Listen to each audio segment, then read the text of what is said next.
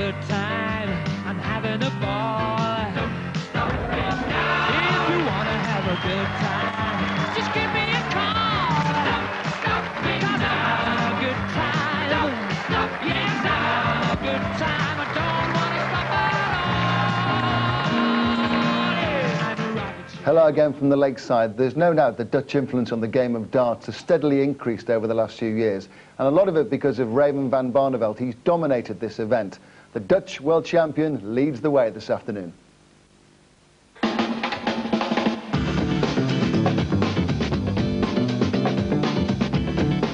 After winning 4 of the last 8 lakeside titles, Barney's first round match is coming up.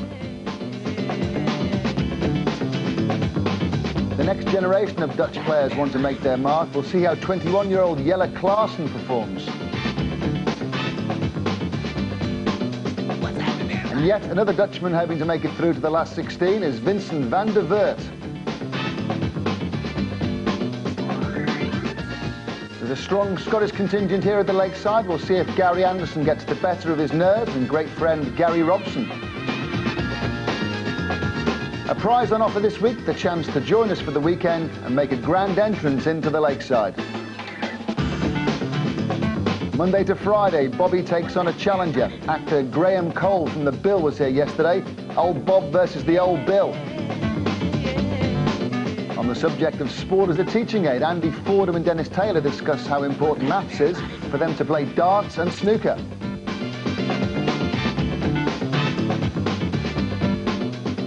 And it was Denmark's Brian Sorensen who had to figure out how to beat world champion Raymond Barneveld.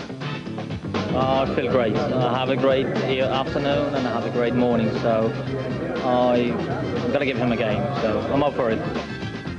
And good afternoon to Bobby George. There's no doubt the Dutch influence on darts is steadily growing. When you go over there, is it still in every bar? Is it still in every pub? Everywhere you go, there's dartboards. And all the little kids from 3-year-old, they can't even they put chairs to get the darts out. Everyone playing darts. They love their darts.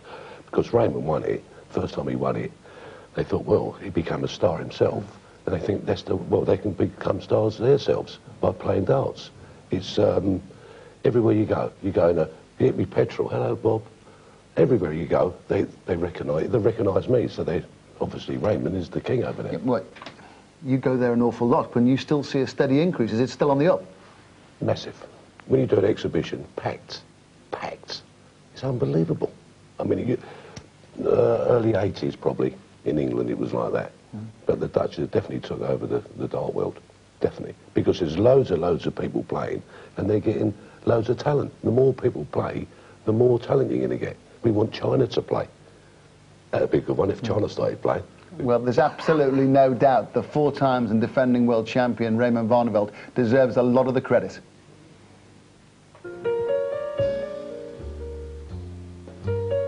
My favourite song is Boys to Men, The End of the Road, because with that song I met my wife Sylvia.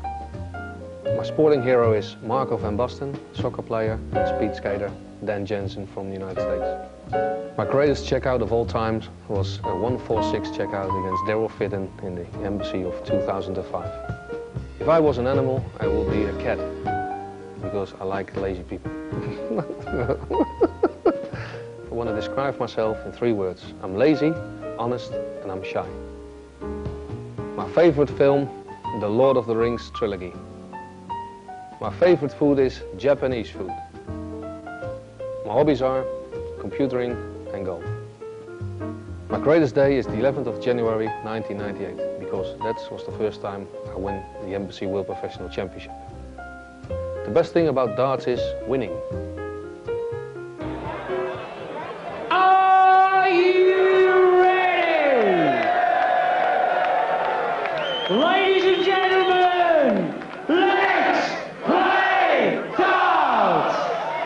Would you please welcome, from the Netherlands, the reigning Lakeside World Champion, the man, Raymond van Barneveld!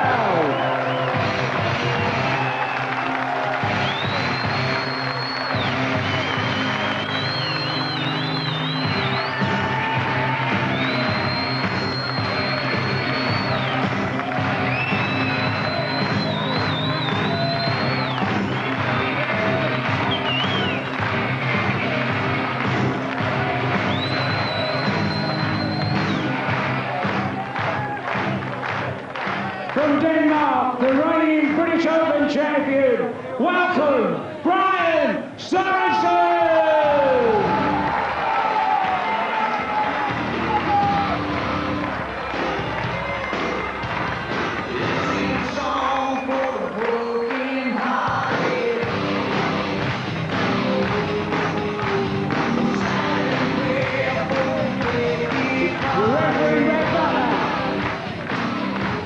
It's for a place in the last 16 of the championship.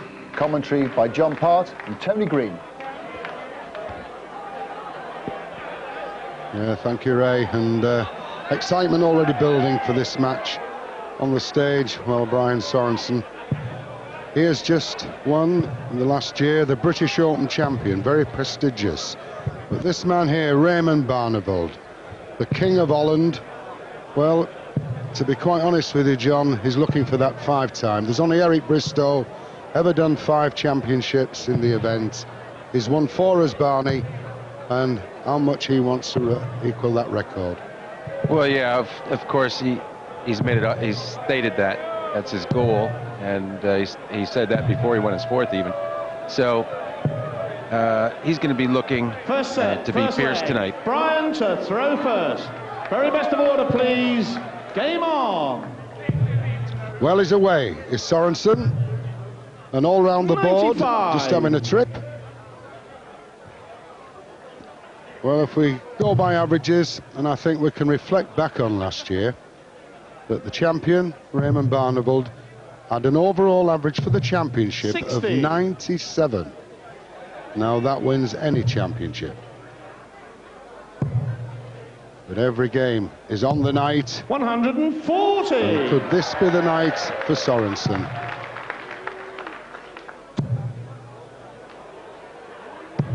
Maybe not. 180. Second trip to the board, a maximum for Raymond Barneveld. 59. And with that, 59, a chance for Raymond to go ahead with a good turn. I think it's worth mentioning, before getting caught up in the excitement, it's the best of 5 sets, best of 5 81. legs.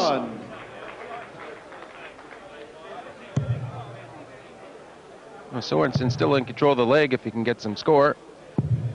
Oh, good cover. 91.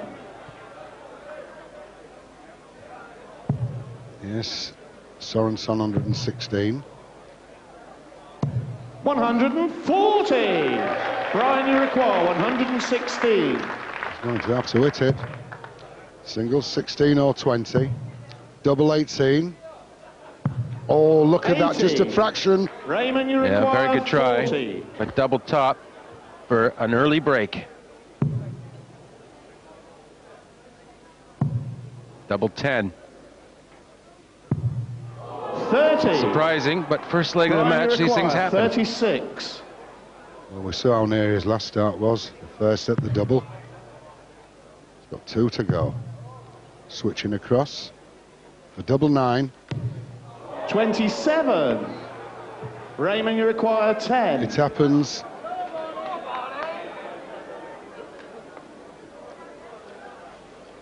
Well, that's a double 5 she's hoping for. As his wife Sylvia looks on. Double 5. Well, it seems to be a distraction there, maybe the photographers. Well, we're looking now, we'll get back to the game for double 2. 8. Well, I've never understood why... Brian, you require 9. I've never understood why photographers take a shot of you while you're at a double, because you can't get that aspect of the shot anyway. I mean, one shot's as good as another from that angle. Yeah, but they do it at golf, now they're starting at darts. Double 4. Yes, it's there. On there. the first leg. Brian Sorensen. Could I please ask the cameraman, if you're taking pictures while the players are throwing, please do not move around. Thank you. Second leg, Raymond to throw first. Game on. Okay, an incident-packed leg there. There's always something happening. Well, I've had that. And, you know, if 140. you're right about to throw for your double, and it makes a loud noise, those cameras are quite noisy, and the timing of it can be off-putting. 140. And there's the double 4 for Sorensen, and that's what it meant. 60. Yes, I think what they don't realise, the photographers, is that the crowd, although it's fully packed here, they all give the best of order when they're throwing the darts. Now, why don't they take the photographs after the third dart? Yeah?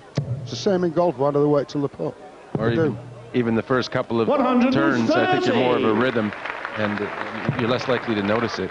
But when you're going for a key double, it's everything's quite noticeable because there's more silence at that point than any other time, just before you go for a double. Just trying to be flush. 91 left, went for treble. 17 there, would have left him double top. 130. The second leg, but outshot. Single 20. Wants double 5. He's going well, this lad. Oh, what a great try. 120. Not quite there. Raymond requires 74. It's a chance to get off the hook. Treble 14, double 16. Double 8. 66. Oh, then. Brian, you require 10. It's double 5 for 2-0. 1 for double 2. Double 2. 6. Raymond, you require 8. So he's let Barney back. Double 4. He doesn't miss this often. Yes, that's game shot. And the second leg, Raymond van Barneveld. Third leg, Brian to throw first. He's already gone. There's Rob Butler, the referee, trying to get the game going, but 3 darts has already gone in the board.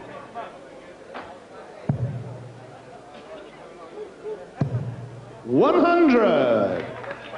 So it's a short discipline, the first rounds. It certainly would be with players like Sorensen. 60.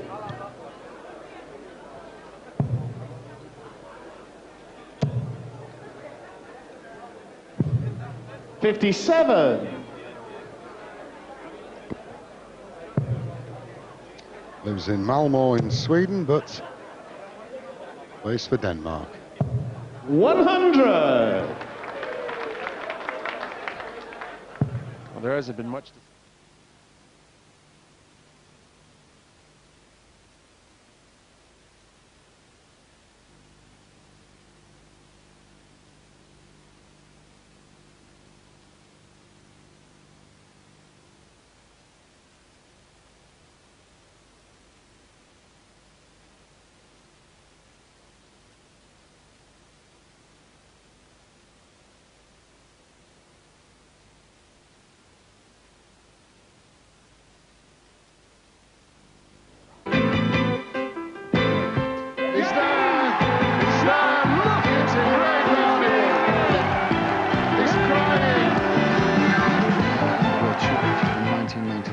Precipitated a revolution in Dutch darts that has seen a whole new generation come to the fore.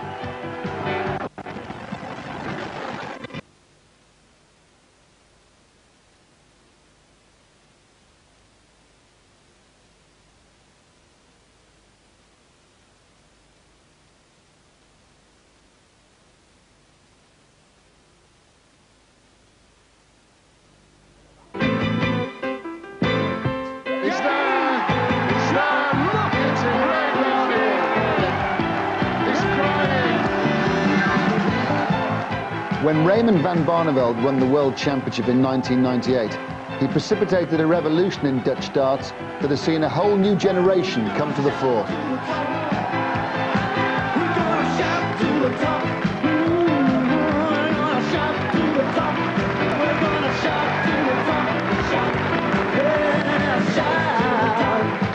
When I won the championship in '98, I think we got 16,000 registered members. And now at least 40,000 or something.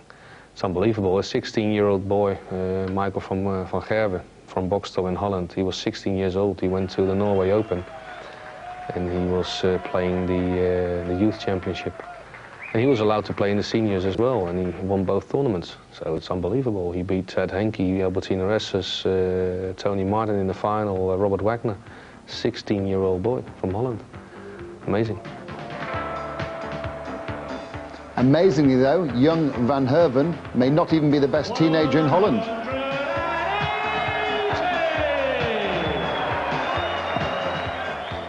Johnny Nace, along with his brother Denny, went all the way to the purse final last year's Dutch Open. And even though the heavyweight combination of Co Stompie and Ted Hankey eventually proved too strong, in his experience they thoroughly enjoyed. It was nice. Shame that we lose, but I like the pressure. I think I play better under pressure. My parents say to me, you must like darts. If you don't have fun in darts, then we quit. If you have fun in darts, we go on. And they support me every time I play darts. Crucially, the likes of Johnny and Michael also receive a huge amount of support and advice from all the top stars, who know full well how intimidating the darts world might seem to younger players. That's where there's a job in the future for me and Raymond, or players like us with all the experience, to get the youngsters, help them up on the way in between, like coming from the youth player to the professional player and the adults. And that's where, I think that's where a job lies there for us. But nothing beats being up on the hockey, and the Dutch have been quick to recognise the importance of giving their brightest young talents a chance to shine on the big stage. And they don't come any bigger than the Bavaria World Darts Trophy in Utrecht. And they do make a good darts audience, you know, they'll give you quiet when you want it and they'll make the noise when you want it. And it's just their way of life which has helped, and of course what Barneveld done by winning the Embassy 4 times is, I mean, over here it's an absolute hotbed of darts. It may come as a surprise to learn that going into this year, the #1 Dutch-ranked player is Niels de Ruyter, a 22-year-old student with a very vocal fan base. But what's really surprising is how young so many of the 2,800 fans are. Little wonder that the British players enjoy coming here so much. Everybody wants to play darts.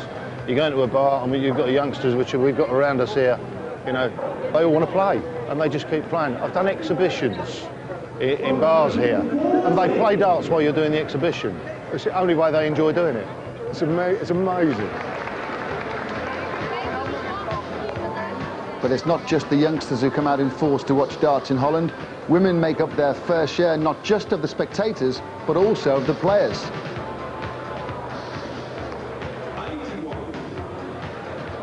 I'm looking like all the Dutch girls, so it's not like Co or Raymond. Yet they have a different face, and you can put out of all the people. I don't have that. It's just when I'm standing in the crowd, and then it's, yeah, you are, and then all the people, and yeah. And with the club scene in Holland going from strength to strength, it's surely only a matter of time before one of the new generation gets to follow the old master to the mountaintop.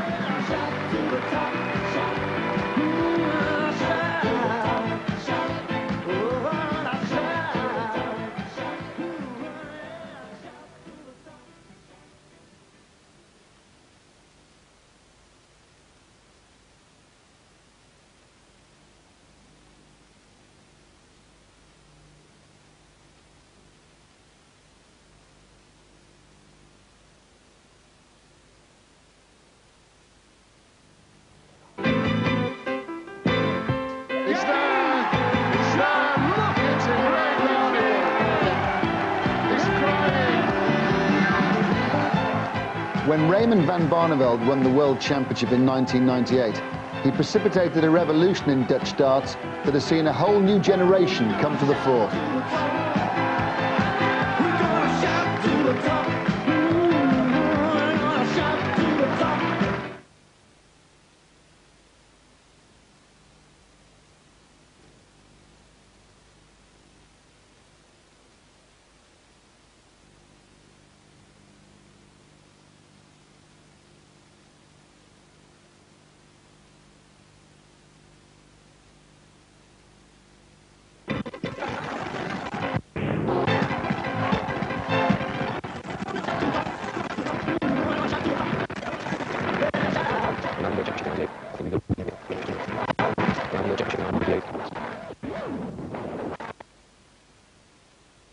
I think we got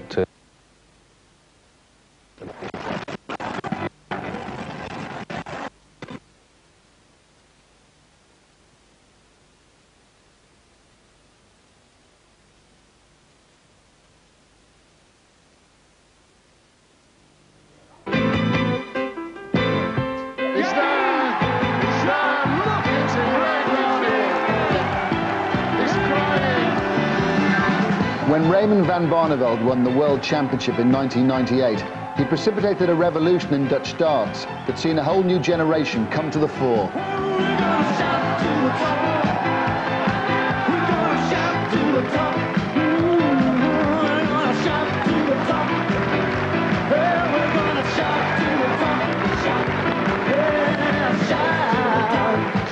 When I won the championship in '98, I think we got 16,000.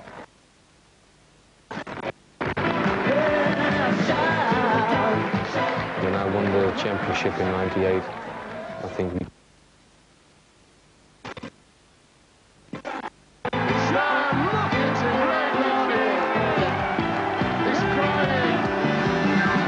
When Raymond van Barneveld won the World Championship in 1998, 60. I don't think there's any rules in the book that say you can't throw before the referees finish saying next set. It would catch you off as a player if the referee said it didn't count. 180!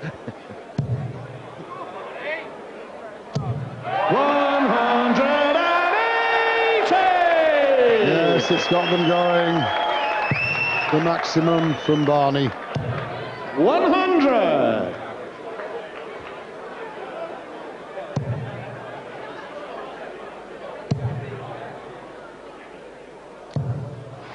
And there it goes, the final dart for the maximum.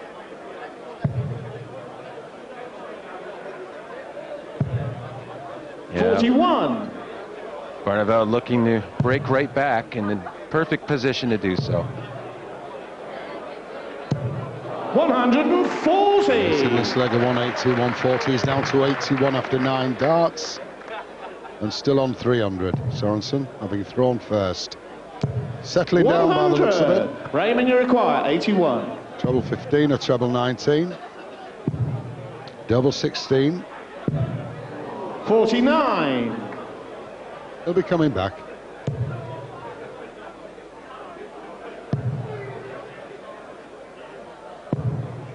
$105. Raymond, you Double require 16. 32. Markers there.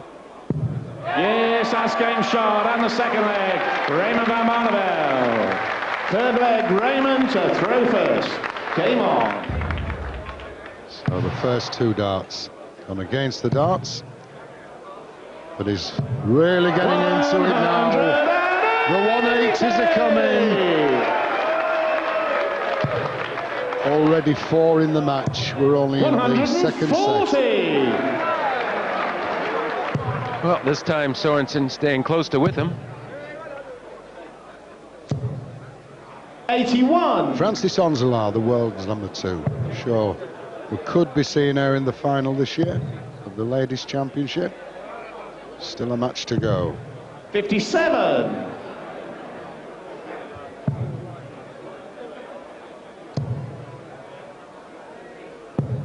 95. After 9 darts, Barney on 145. Oh, that's unfortunate. Very. This is how it hit the barrel. Yeah, because that meant he can't leave a finish even with 2 in the treble. 145. There goes the barrel. 85 left, treble 15. Oh, they 2 there going for the treble 15. 87. No outshot here. Well, that was that bounce out, Johnny. Yeah. Could have had 164 even if it hit the 20. That's right. 58. Raymond, you require 58. So 18 for double top. Double 10. Yes, that's game shot. And the third leg, Raymond van Barneveld. Fourth leg, Brian to throw first. Game on. Well, Raymond feeling a little more comfortable on these doubles now. 93. A lot easier, I think, once he gets his nose in front. But we know he can make comeback as Bridlington in the Windmill Masters. 3-0 down there. Came all the way back. So we know he's got the fight in him as well. 83.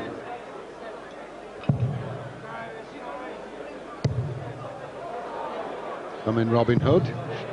39.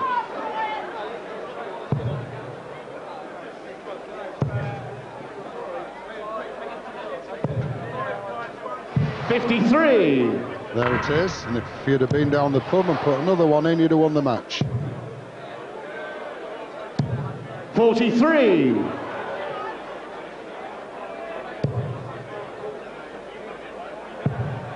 Well, this set's far from over. 84.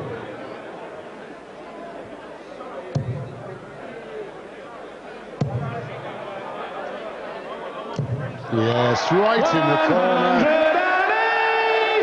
Brilliant darts, his fifth.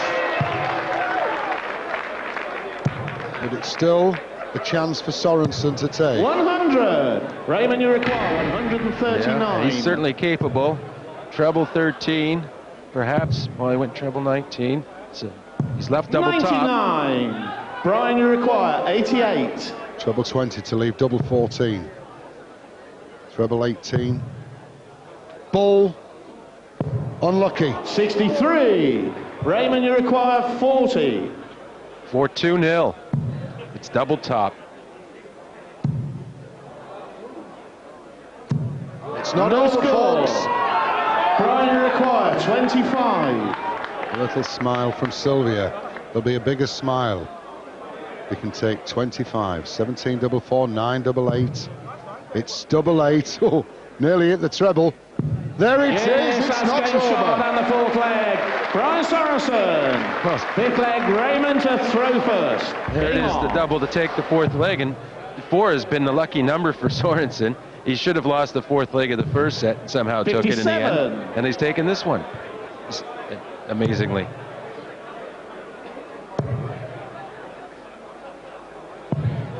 He needed a better start because he had a chance there, Raymond, just on 60. 100. Because that's what he can do. Well, certainly Raymond hasn't had any problem at all with the scoring tonight.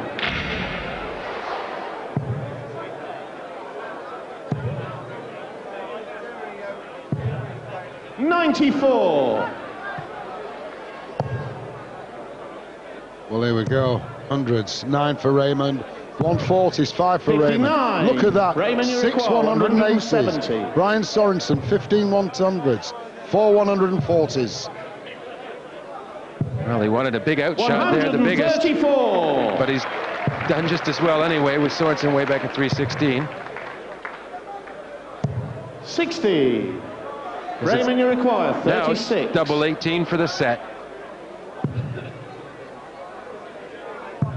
Double 9.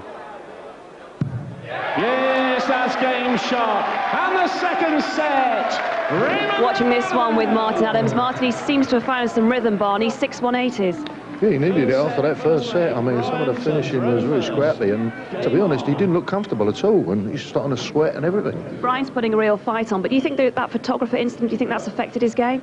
I wouldn't have thought so. I mean, Raymond he's professional enough to just play through that, put that behind him, and get back into the zone. But I think there's a pressure on Raymond being the reigning champion. He's been in this position before and lost in that first round, and I think that's maybe that's in the back of his mind. Thanks very much. Well, it could be Martin, who's facing him this year in the semi-final. 140. The way through. And I'm sure he's anxious, hoping Sorensen could put a better performance up and take the match. Lost in the final to Raymond, 6-2 last year. 60. But here we go again.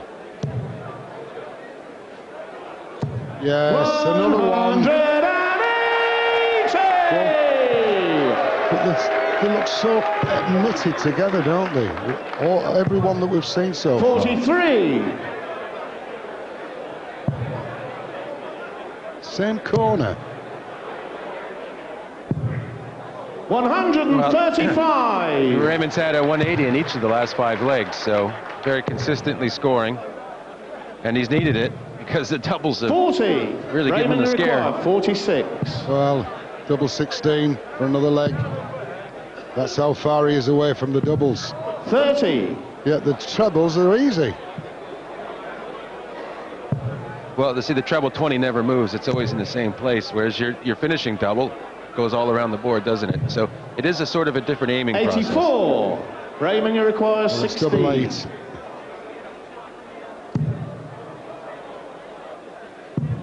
Well, that one 8. stayed still, John. And still he never hit it. Believe me, sometimes it feels like it's 60. moving. Raymond, you require 8. Well, double 4. Would have been 11 or a 12 dart finish. Is now moving up to an 18 dart finish. Not even 4. an 18. Brian, you require 114. Treble 20 for Sorensen. 18. Oh, he wants the ball though. He has a shot. I don't think he realised he wanted the ball there. 82. And in the end, he's left 32. So Raymond, you require 4. Raymond better get this 4 this time. Double 2. Double 1. Yes, that's game shot and the first leg. Raymond van Barneveld. Second leg, Raymond to throw first. Game on. Well, if there's anything about this match, Barney is getting plenty of practice on doubles. 57. It's 2-0 up in sets. Take the first leg. 100. Miss the third.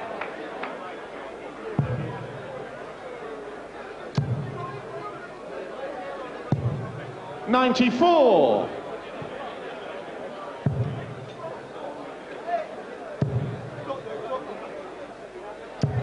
100.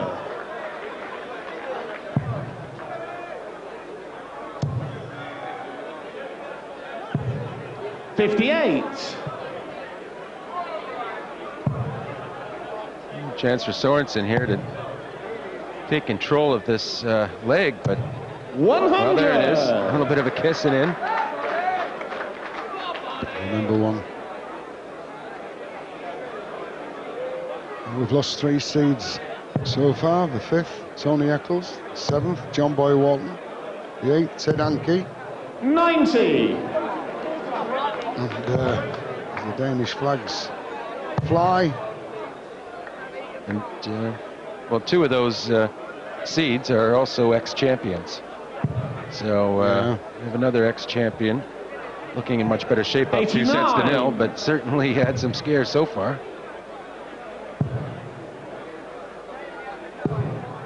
$130. Brian, you require 112. Grand finish now with Raymond on 72. 38. Just sloppy, really, Raymond, not to take require advantage 72. there. Single 20. Double 16. 56. Brian, you require 74. Treble 14 is a good shot for here. Yes. Double 16. Oh, he's pulled it again. Rushing the throw. 58. Raymond, you require 16. Double 8. There, Yes, this time it goes that's game easily. shot and Yeah, the he's second surprised. leg, Raymond van Barneveld. Third leg, Brian to throw first. Game on. Raymond, a little sarcastic look. Can't believe it went in the first start. Well, could be his last leg. 140. He needs them. This is perhaps the last leg of the match. 100. As they say, John, the Dane, if he doesn't get this, he's had his bacon. Well, he certainly had some 60. opportunities in this match, and you know, if he'd been a little sharper himself, I think it may have been an upset. Still not over, though. 140. Now he has the advantage here, but at 140 there, puts him 40 points behind. 131. He's left 170. So he's going to get a chance to at least take the leg. 99. Brian, you require 170. He will get back, though, because no finish for Raymond. So he went for the 25 with that last start, didn't he? Yeah. It's 169 to, or 62 to start. 105. Brian, all the pressure you now require for Brian. 87. Needs 20 for Bull. Bullseye to save. Yes, that's game shot and the third leg. Brian Sorensen. Fourth leg, Raymond to throw first. Game on. This is the one. Well, advantage and pushing ahead. 100. Well, Raymond gave Brian a little hand tap there. He certainly can appreciate a well-hit double at this point in the match. 23. Yes, there he is, Smiler. There, Larson. 100. See more of him.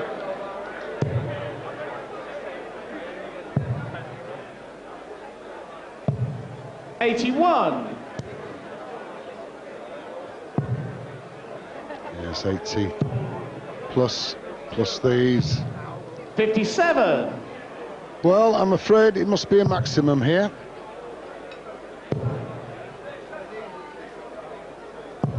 $60. And it's drifting away. Any Subbins in the crowd today? Thing is, you never know. You never know, but it's a big lead, that. But the trouble is he's had on doubles. He could get it first start maybe, or you just never know. But don't forget that leg number 4 of a set has been very 60. lucky for Sorensen in every set. Raymond, you require 144. 84. Wanted the treble. 96. He has to get himself in position to take it out, though. Well, it's 48 for Barney. 97. Raymond, you require 48. Match point 16. Double 16. Game. Yes. Shot. And the match. Raymond. Yeah, Sylvia there with a smiley handshakes all round, but not the comfortable entry we expected from the champion. The crowd have appreciated, but not the performance I thought John was looking for. Well, no, he had his scoring game. Definitely that was there, but the finishing, he'd tell you, dreadful. We quickly have to take the winner off the stage. World champion through, but slightly relieved, Bobby. Well, he played all 4 of these doubles, but he scored well. Like he said in his interview earlier, it's winning that counts. He's done his job. He didn't play as like he can play, but he's won his match. He's through the next round, longer game. Then he'd probably put his darts together and hit his doubles. I mean, it's nice to score. If he didn't score the 180s, he wouldn't have shot a double. And then Brian didn't play that well, so you give him a little breathing space. If he had played another player, he'd probably been out. Yeah, Brian gave him chances. If we look at the figures of the game overall, to tell the tale of exactly what happened, you can see there 17 100 pluses, 7 140s, 7 180s for Barneveld, but highest checkout 64, Bobby. I know. I mean, 85 average. I mean, 20. That's about 28 per dart. That's all the average is. Very bad for him. Not very good at all. He's got to be in 30 pluses.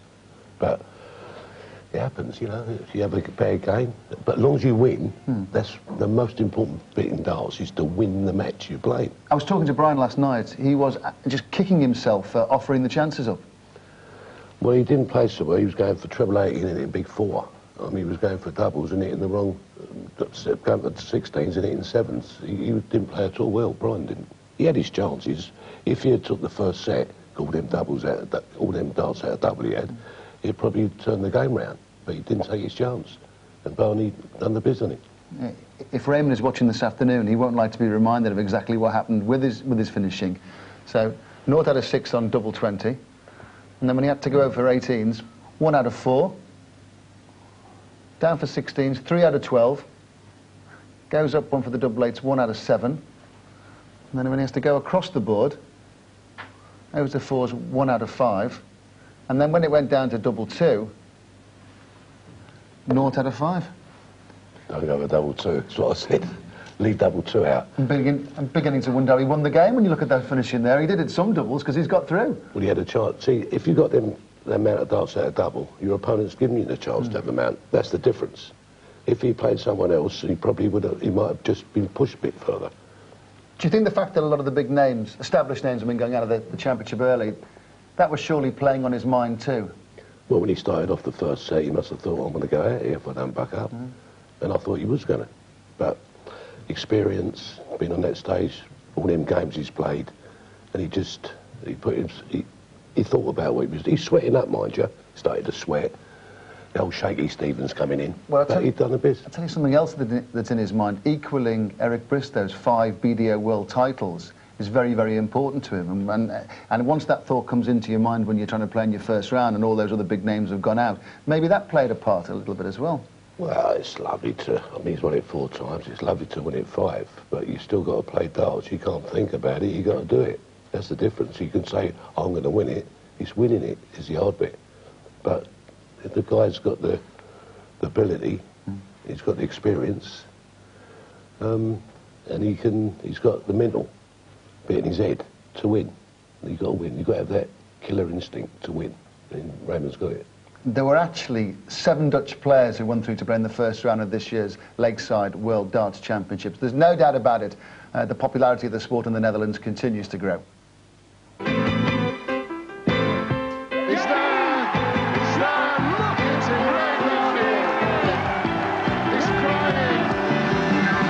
When Raymond van Barneveld won the World Championship in 1998, he precipitated a revolution in Dutch darts that's seen a whole new generation come to the fore.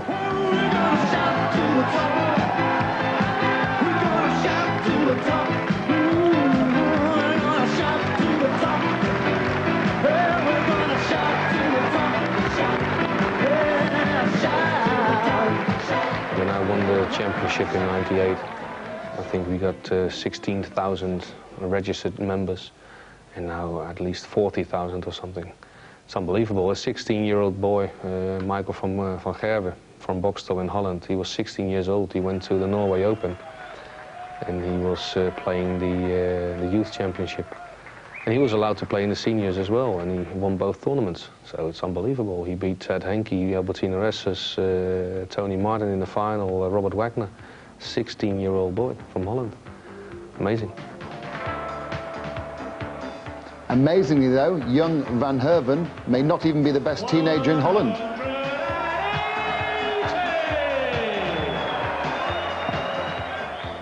Johnny Nace, along with his brother Denny, went all the way to the purse final last year's Dutch Open. And even though the heavyweight combination of Co Stompy and Ted Henke eventually proved too strong, in his experience they thoroughly enjoyed.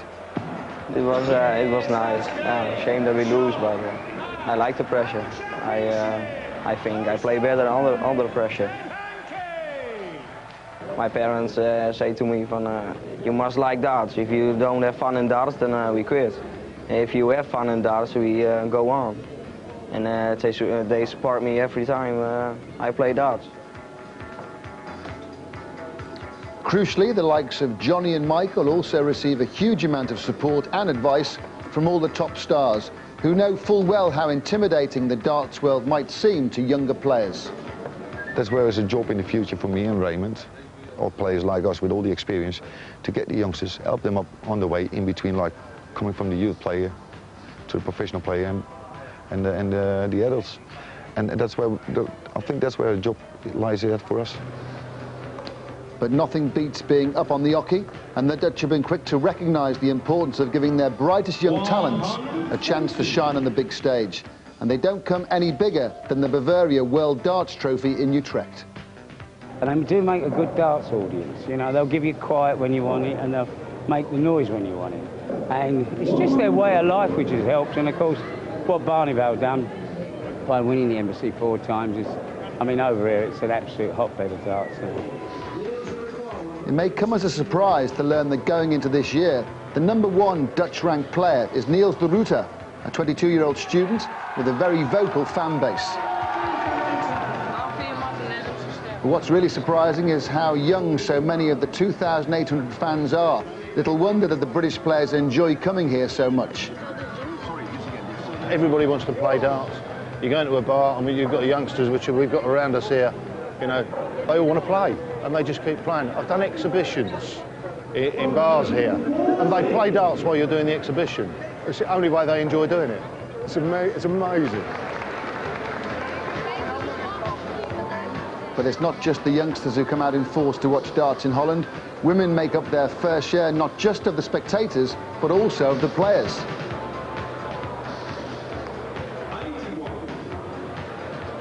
I'm looking like all the Dutch girls, so it's not like Co or Raymond. Yet they have a different face, and you can put out of all the people. I don't have that. It's just when I'm standing in the crowd, and then it's, yeah, you are, and then all the people, and yeah. And with the club scene in Holland going from strength to strength, it's surely only a matter of time before one of the new generation gets to follow the old master to the mountaintop.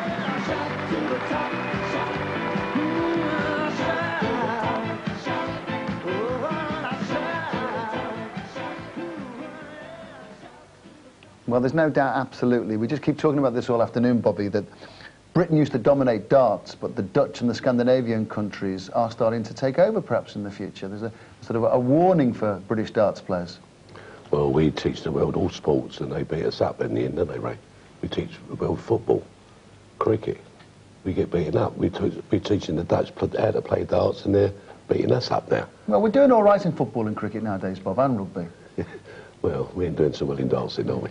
No, but it all comes from Barneveld, doesn't it? Barneveld spawned this new generation, and everyone wants to play because he became such a central figure in the country. Well, because he became a star in his own country, all the youngsters want to become stars. So they think, well, let's get on the dartboard.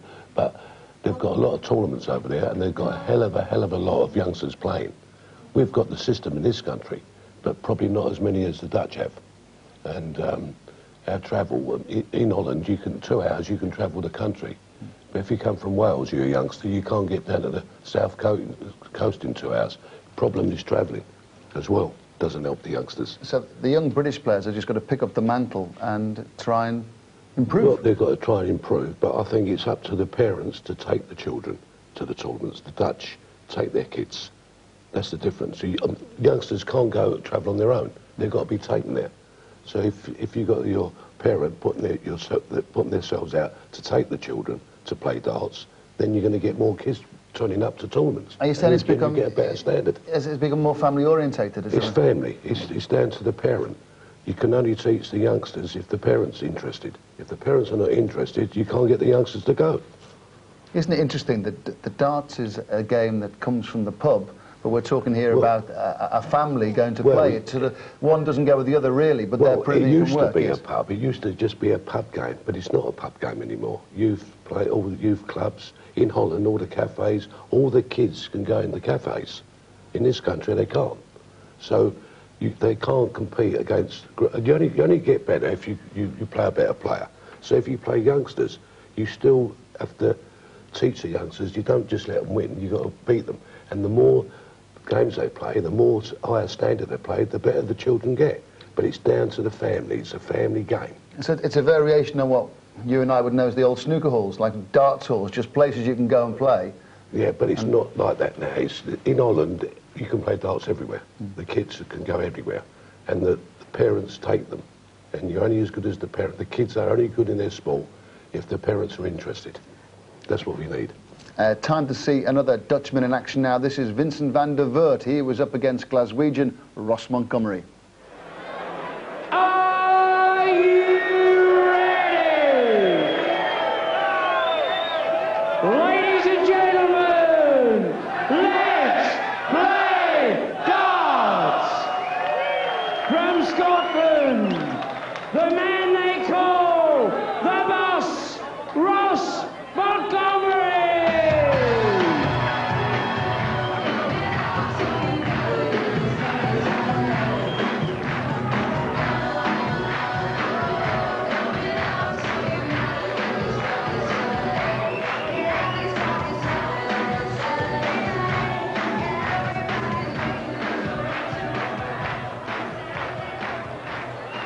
From the Netherlands, he's fast, he's grease lightning, Vincent van der Voort!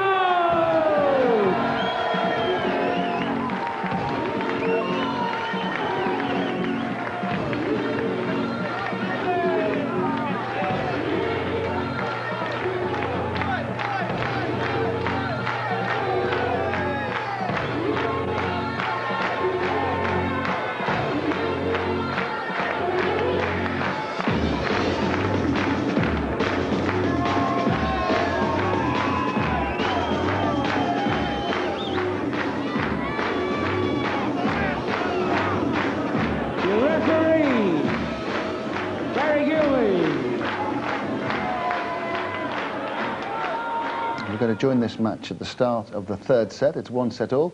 Commentary comes from John Part and David Croft. It's the third set, it's the first leg. It's Vincent to throw first. Game on!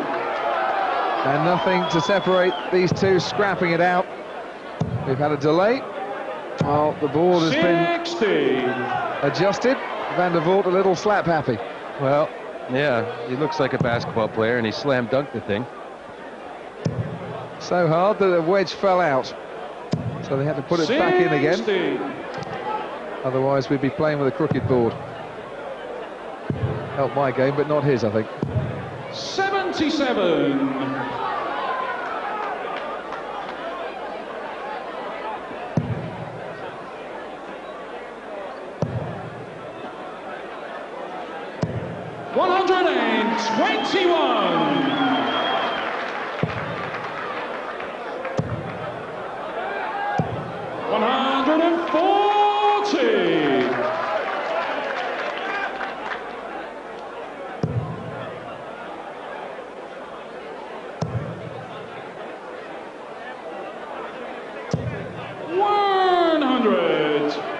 Steady stuff, but Van der Voort should be down to a finish first. 82. Well, he is down to a finish, but only because of a good cover shot.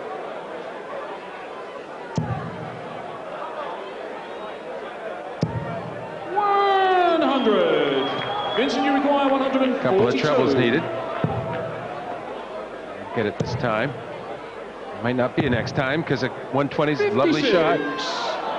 Ross, you require 120. Shanghai for the leg.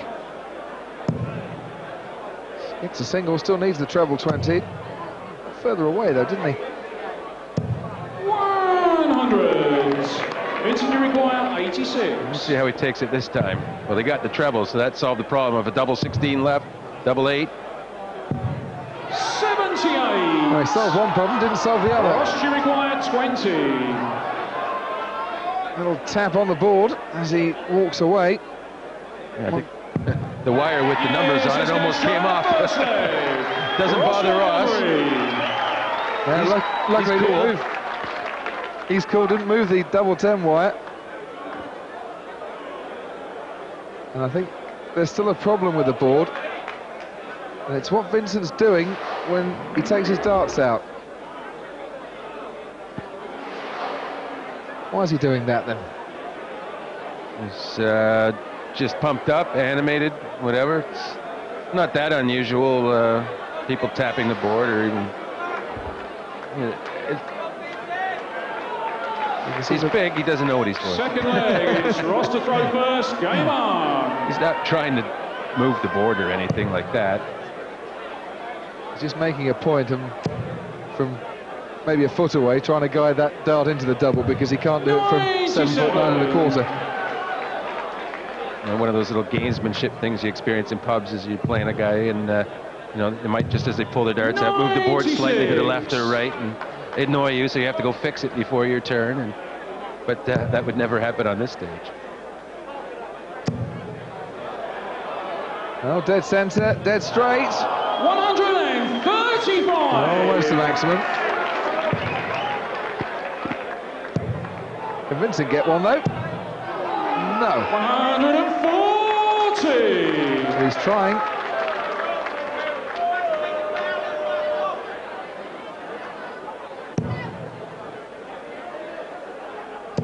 Needs to go to the 19s because that leaves a 170. 169 would have been a non-out. Well, it still is a non-out, but he doesn't have it left. He has 170. Needs 2 treble 20s. Well, he has had the 140. He needed 2 trebles for that, but this time just outside. Stacking up the wrong way. Maybe Vincent could show him how it's done. 170. Same shot, same result, in that it's not taken out. 60. Ross, you require 70. So treble 10, double top, or treble 18. Single 12 will leave him that double top.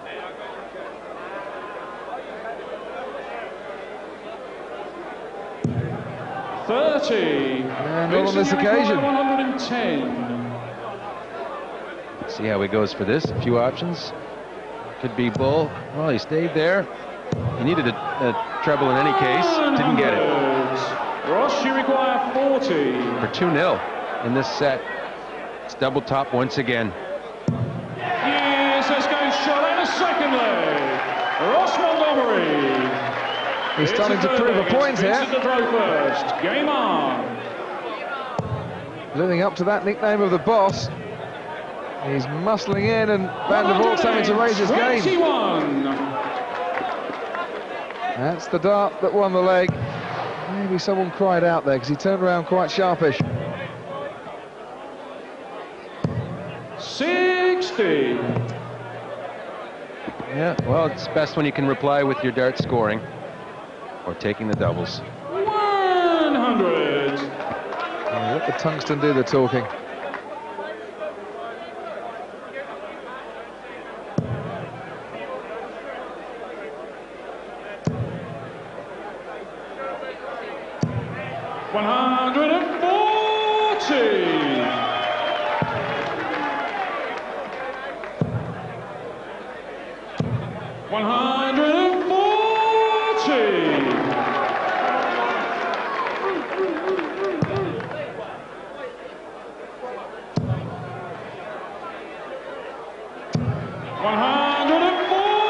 But still, Vincent, with his holding his advantage, needed the treble. Still needs it just to leave it double. 60. Ross, you require 161. Big steal chance. He's just not finding that first dart in the treble 20 on his out shots anymore. But he can still grin when he doesn't get there, so it's good to see. Single 20, double 20. Oh, bounce out. Yes. Well, how do you... I guess it hit the other dart. 78. Quite unfortunate. Great chance here, though. Single 20. No dart blocking his path. Double top, and this is for the set to restore his advantage. 58. Well, he missed it. That's a change. 40. What can Vincent van der Voort do about it? He wants double top of his own. And he gets it. Yes, let's go shot and a third leg. Vincent van der Voort. Well, that was a hold of throw, so... it's the fourth leg. It's Ross to throw first. Game on. It's Ross with advantage, and a leg he must hold his throw to win. Otherwise, he put himself in jeopardy of going down 2-1 in sets himself. You got to take the advantage when you have it. So often it comes around. 81. I like his attitude, though. He's still grinning away up there. Well, it's good as long as it doesn't get too self-sarcastic. You can overdo it a bit. 180. No expression from Van der Voort as he throws in his second maximum. 30. He's bullying away on the oche. Here's the tall Dutchman. 100. Van der Voort's doing a very good job of getting out of a 2-0 hole in this set. 60. But that being said, I have to say Montgomery's done a very poor job with the throw. 9 darts, only getting to 330. So opening the door a bit, and Van der Voort just steaming through it.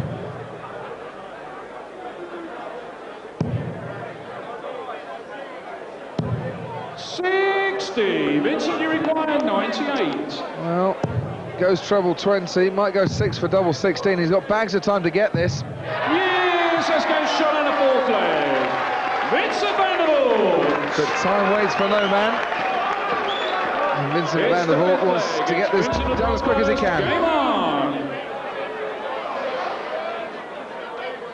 Well, best leg of the match. 12 darts, and there it was. 43. Very good timing in terms of the overall match. 100. It's amazing how a match can very, very quickly get away from you up on that hockey. Vincent van der Voort takes this set. 50. Montgomery goes from being in a position of strength to having to play catch-up. Well, the only consolation for him would be he then would have the advantage of throw in the fourth set, or he does have the advantage coming up.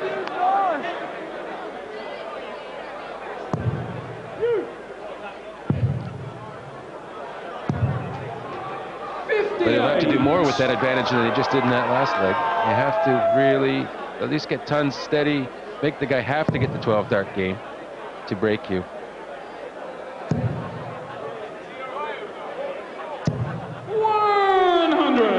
Good last dart. Rather needed it as well. Dorothy watching from the back. And Vincent trying to set his cheerleaders on fire. She likes it, they like it.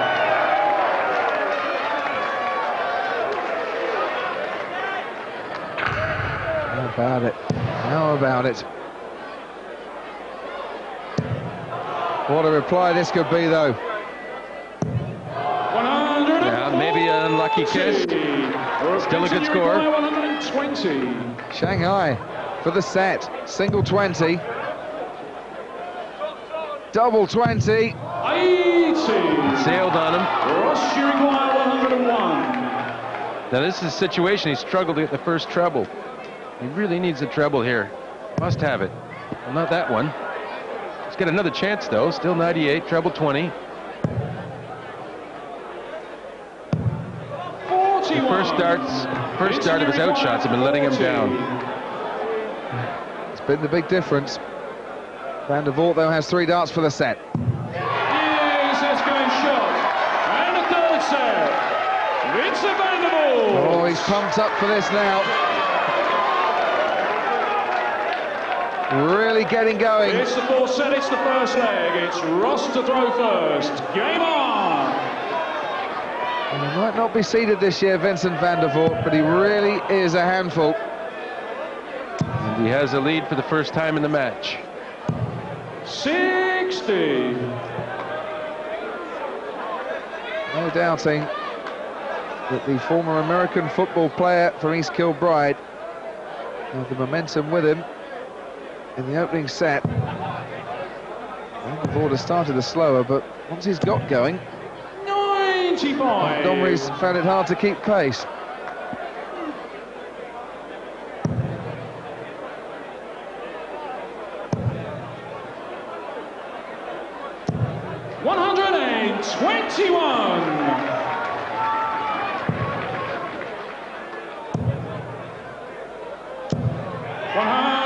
Well, it's been his scoring that has really sparked his comeback and taking the lead in this match. A couple of 180s in the last 2 legs for Vincent. Some 140s. 60. He's flowing freely. We just see him skipping to get his darts on the board as well there. And he's treating it much more nicely at this point. He's not taking it out on the board anymore. He's taking it out on his opponent. He's not out of it yet, though. Oh, yeah. Well, that's some groping. Vincent, you require 129. So he might just go, well, did go for the 19s first. 16 leaves. Well, he was going for the treble 16, double 12. He's got tops left. Ross, you require 80.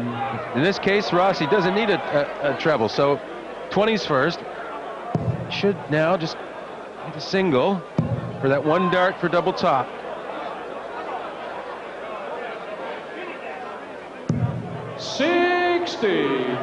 Vincent, you require 40. You heard the kiss of the dart on the wire. And it's a cruel kiss. Van der Voort now wants double top for the leg. Yes, that's going shot out the first leg. Vincent van der Voort. It's the second leg. It's Vincent to throw first. Game on. Well, that's 4 legs on a trot for the Dutchman. 134. And yet another good score.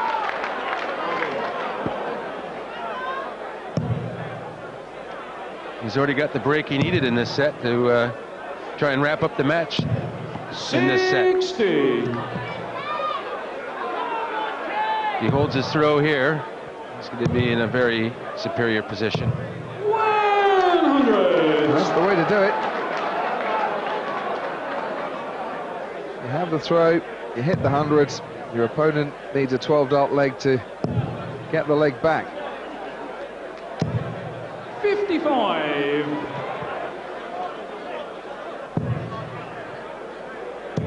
If you can hit a 180, 135. that would just be greedy.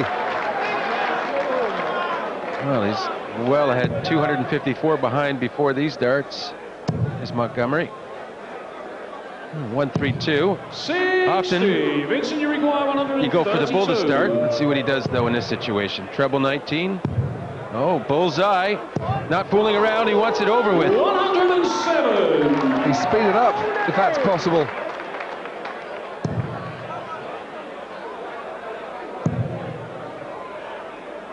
Well, there's the lack of enthusiasm that was there in the first set. 25. It's double 8. Yes, let's go shot on a second leg. Vincent Vandervoort. It's the third leg. It's Ross to throw first. Game on. Oh, she's been supporting him and finally now getting something to cheer for. Ross Montgomery up against it, could well do without people crying out from the crowd. Good answer back though. 135. Well, it was Vandervoort that was down 2-0 in the last set to come back and win it. 78. Now it's Montgomery's job to equal the feat. Yep, Montgomery needs a charge.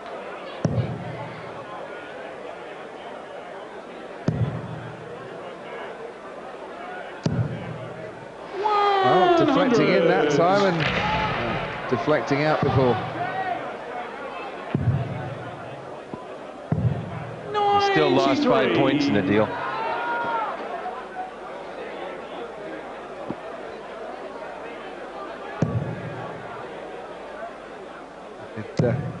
Do with every point he can though. So that's a good chance from here. He can get a treble. Well done. It's not an outshot, but he's well ahead.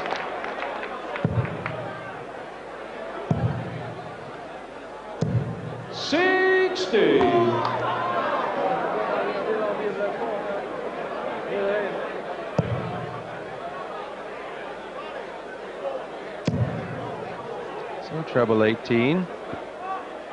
Yes, he's down to 32. He's done a magnificent job on this leg. 65. His odd switch wouldn't have left him a finish. It's double 16. Double 8 for step 1 of the comeback. Well, he's shuffling around. 60. And that's what happens sometimes. You move too far.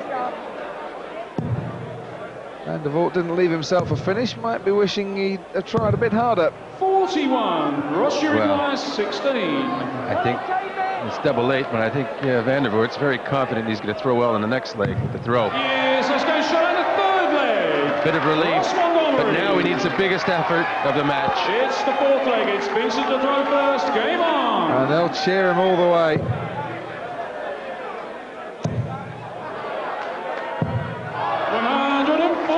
He just knew he was going to come out with that, and those other darts he threw in the last leg just didn't even matter to him. Mentally preparing himself like an opening batsman, standing in the slips, waiting for the final wicket to fall before he can put his pads on. 95. Vandervoort thinks nothing of the last leg and everything of this one.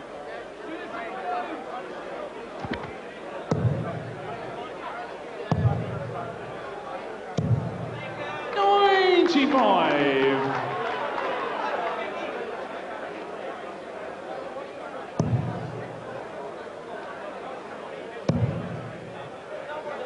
Well, there's two in the treble. 120. That third was in for a fraction of a second. Unlucky. 19s for this start. He wants to leave an outshot this time around. But look, Montgomery there. Quite unfortunate. Needs two trebles definitely to get to a finish. Won't have them. No, writing on the wall. Can it be in this turn? Would be spectacular. Needs treble 20. Treble 19. 89. He was inches or fractions away.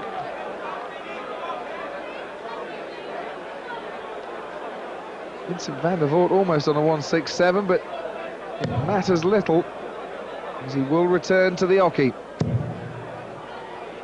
And that 60 could prove really costly if Vincent misses this 78. 60 that fell on the floor for Ross Montgomery. Definitely it is, even as a 20. But it's 20 for double top for the match. Double top, one dart at it. Yes! All he needs. First game, shot, and the match, Vincent van der Voort. Once he got going, he was pretty unstoppable. Happens in the blink of an eye, and Vincent van der Voort through to the second round, comes from behind and dumps his opponent on the canvas. Yes, he did a great job there because he was down. It was 1-1 in sets, and he was down 2-0 in the third set, and he came back and won that set, and that's where he earned it. Very brave heart from Ross Montgomery. But it's orange that's smiling. And that's what it means to go through to the last 16 of the Lakeside. What's your assessment of Vincent as a player? It's a bit erratic. If he hits a treble 1, the first die, he's such a fast thrower, he'll follow him. If it's a treble 20, he'll hit all the treble 20s. So it's his first dart. He's sort of a guy that if he hits the target with his first dart, he follows it and he gets a good score. Otherwise, he just follows wherever he throws. He throws miles too quick, I think. But that's the way he is. That's the way he's trained himself to play like that. Let's just settle this issue about the board. Vincent stabbed his darts into the board a couple of times, and technically, apparently, you're not supposed to touch the board, is the rule, Bob, isn't it? Well, they say don't touch the board. Obviously, you can touch the board, but Watch this. Now, that's in frustration, isn't it? Well, that's probably nerves. You know, he's just doing that. People do that for barracking, sometimes when you're playing. You know, touch the treble after they took the darts out. But he just done that. He didn't mean to knock the wedge out of the board. The rule is that if you turn the board or you rip the board off the wall, if you turn the board and the referee says that's your warning, do it again. If you do it again, you're disqualified. But he didn't know that was just nerves. My reading of it was there was a little bit of frustration. Barry Gilby gave him a warning and said, don't stab your darts in the board. And then I was talking to Ross Montgomery about it last night, and apparently Ross had said to him, hey, big man, away with it, let's play darts. But Ross said that with the strong Glaswegian accent, he wasn't at all sure that Vincent understood what he was saying. So there was no problem between the two players. And no, he didn't. Vincent assures us there was no gamesmanship involved, end of story. There wasn't. It's just one of them things that happened. He banged it, frustration, and the wedge fell out. The wedge should be tighter. Should make thicker wedges, probably.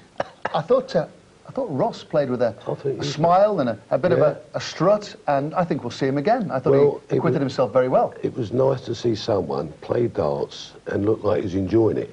He had a grin on his face. When he had a double left, double 10, he thought, that's mine.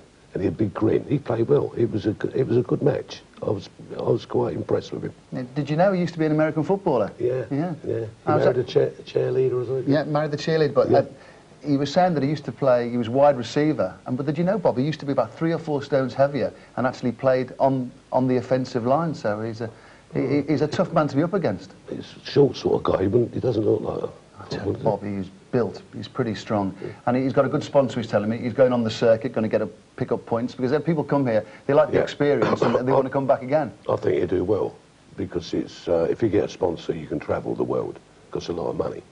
You know, you've not only got to pay for your trip and all your hotel and your entrance fees. You've got to live while you're away, and you've got to pay your way as well while you're away. You've got to pay your rent and your bills while you're away, so you need a sponsor. I think you do well there, guy. And it's all designed, isn't it, to come back here? Everything is designed to be able to come back and play here. Once you get on that stage, it's a tingle you get. You can't buy that feeling unless you get up there. And every player, every year, says to us, I've got to get back again. Because even when they lose, or it's the feeling you get when you get it. It's a lovely, I love it. I've got to get back here, Raymond, on the stage. Go. Well, an issue we discussed here at the leg side was using darts as a teaching aid. Almost 15 million adults in the UK lack the math skills expected of an 11-year-old, while around 5 million lack the skills required to pass an English GCSE. The government's Get On campaign is designed to improve the situation, and last year the campaign launched an official partnership with the British Darts Organisation. Darts has proved to be an ideal way of helping and encouraging people to brush up their math skills, and the partnership with Get On continues to thrive with the support of the sport's leading stars. My maths teacher actually played darts in the local league and actually played with my mum and my sister, and she knew that I played at home, and she said play more and it'll improve your adding up and taking away, your subtraction, you know, and everything, so, and it's quite right. I was never a very clever lad at maths at school until I started playing darts. Dartboard taught me how to count. I knew what 3 19s was. It was 57, because I know 57. I could never be very clever at maths until I played darts, and it is a good way of teaching children maths. If you're a bit nervous to go to sort of one of the courses, you go down to your local pub and have a game of darts with a friend and start doing the chalking. There's bound to be some dart players in there that'll help you along. It's a fun way of learning how to do it, and it's a great friendly sport.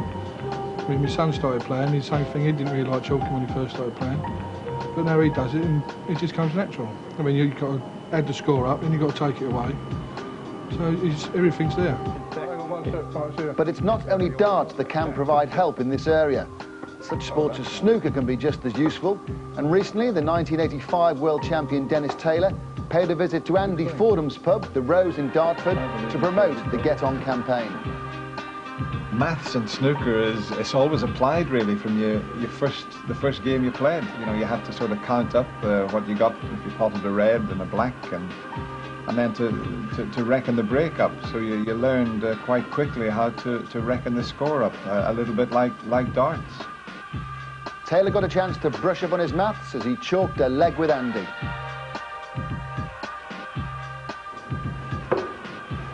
That's 17 is 34, 44, and 6 is 50. So that's 82. Now, what would you be looking for to finish with 82? I want to go for a bullseye. You'd go for a bullseye, yeah? If I hit the 25, it leaves you 57, so 17 double top. So the bullseye, then you've got a chance double 16, yeah? Yeah. Yep.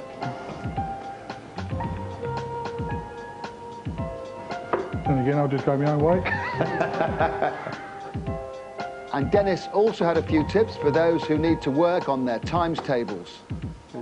My little brother, I'll never forget that. He was in a class, and there was a wee English fella in the class and a wee Scots fella in the class, and then my little brother. And the teacher asked the little English fella to jump up and do his 1 times table. So he jumped up and sang 1's 1, 1, 1's 2's 2, 1's 3's 3, 1's 4's 4. Very good. Asked the little Scots fella to jump up to do his 2 times table. He jumped up, 2 1's 2, 2 2's 4, 2 3 6, 2 4's 8. And then he asked my little brother to jump up and do his 3 times table. So he jumped up. It was quite clever, really. He jumped up and he went, and the teacher says, then under God, what's that supposed to be? He says, well, miss, I can remember the tune, but I just can't remember the words. Typical Dennis Taylor joke, just not funny. Yeah, mate, he's a nice guy. You've always said that darts is fantastic in the classroom. It is. I've been around a lot of schools, a few schools, and teach the kids the basics, you know, of the dartboard. Do the Shanghais, all the double, single, treble. You can do all your times table. 6, 12, and you just add 6 for all Shanghais around the dartboard. It's a memory of combination. It's like telephone numbers. If you learn a telephone number, your own one, you can remember it without thinking about it. And on the dartboard, you learn to count. And once you learn the shots out, when you're chalking, you like 100, you know it's 401. You don't say, well, you don't take it away. It's a memory of combinations. That's what you've got to teach the kids. You're so clever, talking of telephone numbers. 0800 100 900 if you want details about the Get On campaign. 0800 100 900. When you're marking, what are you laughing at? That's good, you're so clever, Roman. When you're marking, how long does it take to sort of get pretty proficient that the numbers do come automatically? Because it's a great... I have to say that if you said go and mark a game, I'd be very nervous, because there's two people they wanted to play, and recognising the scores and adding them quickly and doing the subtraction. How long does it take? It takes a long while. It's not, you can't do it straight away. It's not only marking, taking away and adding up. It's the combinations of what shots to go for on the dartboard to give you the most chances. Like I see guys on here, they've got 61. A lot of them go for bullseye. They're professional players. Now, a lot of them hit the bullseye because that's what they're aiming for. They've got to hit a single segment. They've got to hit a 3, double 4. Well, they shouldn't really go that way. Even guys that can count, they should go treble 15, double 8. Because 15 leaves you 10 or a 6. You've got 2 segments together. If you miss all that in darts. It's not just counting, it's the way you go to give you the most chances. That's the clever bit of darts. If you miscount, it really must annoy you. Because it happens to all the players, but you see the frustration in their faces, that they've miscounted and they're going down the wrong road. Well, I do that as well when I'm playing sometimes. You miscount, especially under pressure. You think, what's left? You should know, but your brain doesn't function when you're under pressure. But the referee's there to tell you what's left. He can't tell you what way to go, but he can say 32 left or 58 scored. It's a memory, it's use, it's a thing that you can't learn in 5 minutes, but you can learn it in 5 weeks. Thank you, Professor George. Time to see another first-round match from this year's Lakeside World Darts Championship. Two great friends had to play. This was Gary Robson against Gary Anderson. Ladies and gentlemen, let's play darts! Will you please welcome Big Robbo, Gary Robson!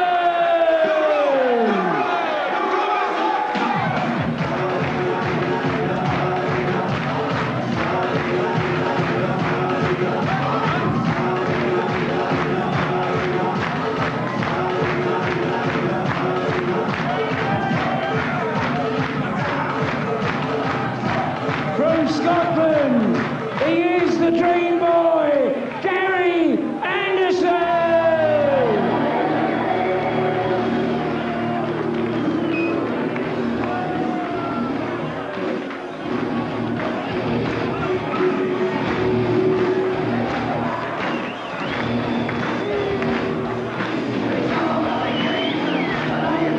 Reverend Rebecca.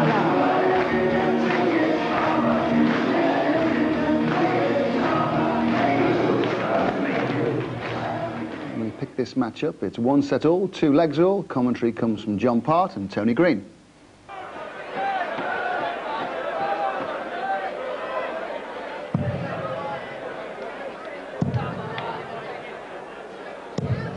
'41.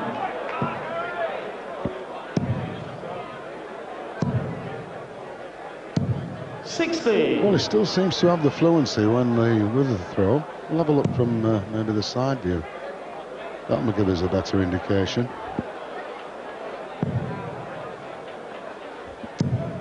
'41. Well, there we go. Yeah, straight through. Seems nothing wrong with that. 78.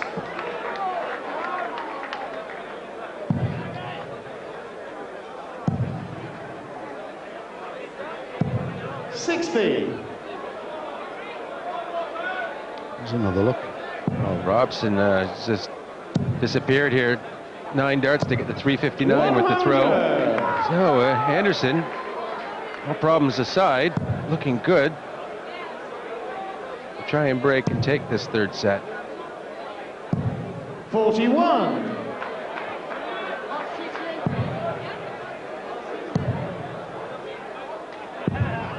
'97. Oh, a lot of head shaking on both sides in this match.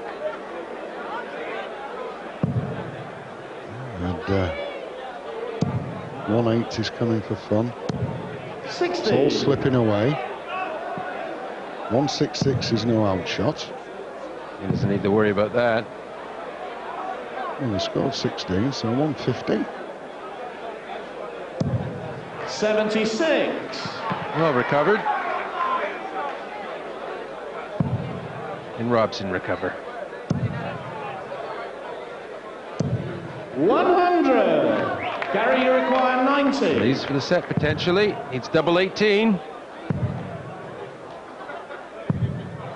72. Gary, you require 158. Treble 20. Still on the 20s. 52. And at set Gary, you points, require 18. double 9. Yes. Yes, that's game shot and the third set. Gary Anderson. Fourth set, first leg. Gary Anderson to throw first. Game on. He's leading 2-1 in sets. He's throwing first in this, the fourth set. 140. He's thrown caution to the wind now. You can see that. Back to the speed he normally plays.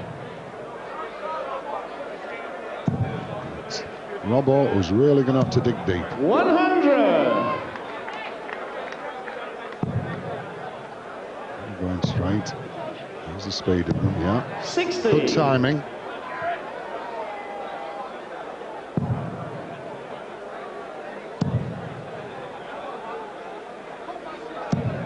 $43. See the difference in pace.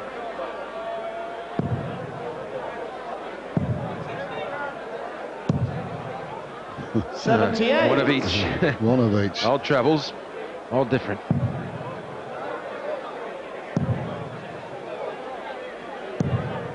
Now Robbo's 26. turn to slip.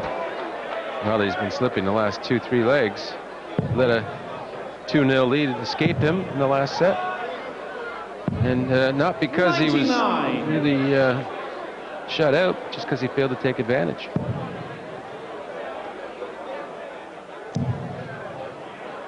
Needs them all. 100. Gary, you require 124.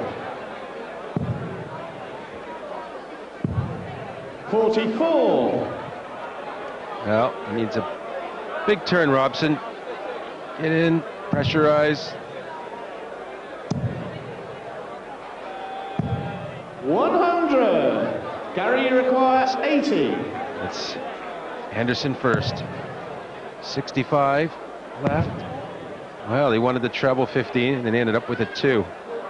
So, only ends up 30. leaving 50. 132. 132. Could go for the ball. He has done. I think he's staying there as well. Might go for another one.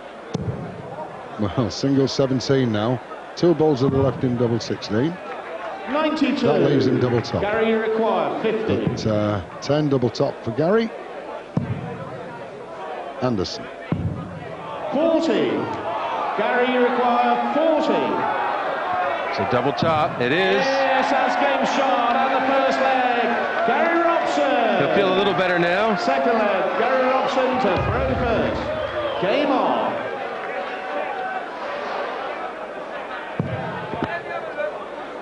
Not getting underway with that first start. Looking better with the second and 85. third.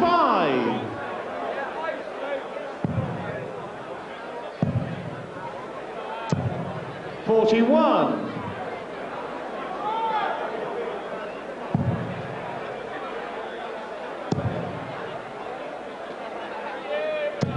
55.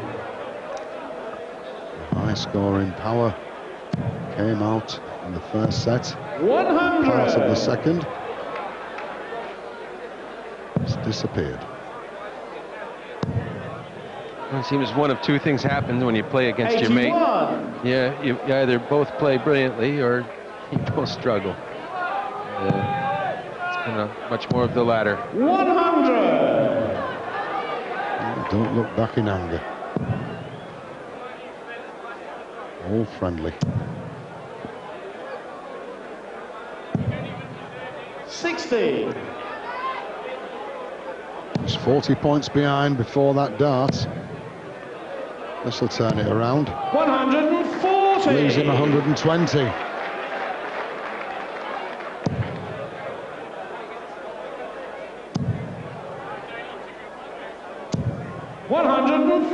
This is better. Gary Iroquois, 120. Shanghai can still go out with treble 20 double top. Can he do it? It's double top. Yes, he has done it as well. Shot at the second leg. Gary Anderson. He can't keep a good Scot down. Third leg. Gary Anderson to throw first. Game on. So leading 2-1 is Anderson. 95. We're level now in the fourth set. One that Robson must win to stay in the championship. 100.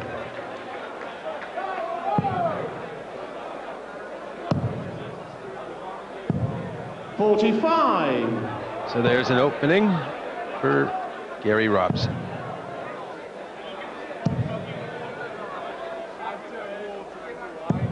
$135. And he took advantage. Well done.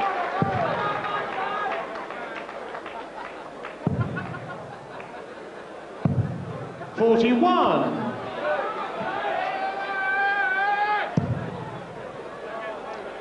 Good marker for the second, but he's switching to 19s.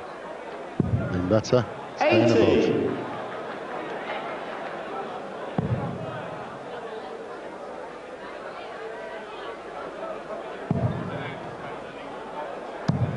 $60.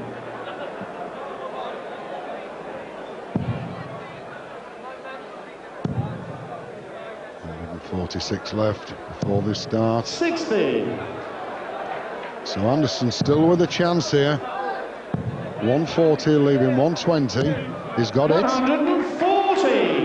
Gary Iroquois, 126. 19s with the first start. Oh, he's way off. Can't finish now. Yeah, all he needed was a single and his shot was still alive. 46.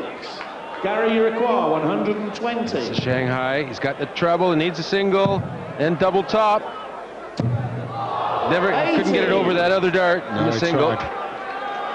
It was Gary covered. Iroquois, 80. Treble 20, double 10. He's got two darts. He wants double 10. Oh, look at that. But it's double 5. 30. It's unreal. 75. Gary Iroquois, 40. Double top. Double 10. Yes. Yes, that's game shot and the third leg. Gary Anderson. Fourth leg. Gary Robson to throw first. Game on. Well, he needs to win this leg to have another leg in the championship. Do or die. Well, the thing is, John, the 60. distance he was away from just hitting the singles there, you can't see him winning this leg. 96. So it'll still be on his mind without a shadow of a doubt. I mean, to miss the big 20s or the big 19s, it's unforgivable. 100. Well, that double 5 was way off as well. It must have slipped. 83. There's been a few slipping. But he's fighting to stay in the championship. Must win this leg. 55.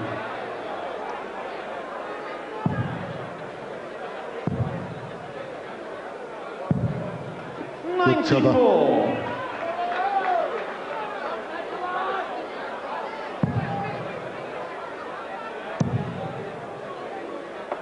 Sixes are not enough. 60. Especially now, 2-8. We're down to the finishing level.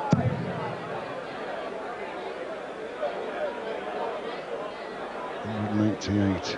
18. 58. Good thinking because it's left him 170. Yes, and Robson needs a treble after that one in order to leave a finish. Won't have 40. it. Gary Iroquois, 170. Potentially for the match. Another treble 20. A bullseye. 145. His arm looked pretty good there. Well, I'll tell you what, Everybody was ready to jump up there, just looking around the audience. 60. But Gary Require, The 25. Scots will be jumping here, though, if it goes in. Double 8. Double 4, hold back. Oh, another 21. one. Gary Require, 126. To save the match. 19, can he hit the single this time? He can. Still a chance. Treble. He's going for the ball to save the match. Just a right. 101. Gary Require, 4. So double 2. Just needs to get over that first dart. He has. He's taken his first round match. Gary Anderson. Gary Anderson! Squeaked by. They both struggled. But Anderson, in the end, had more doubles.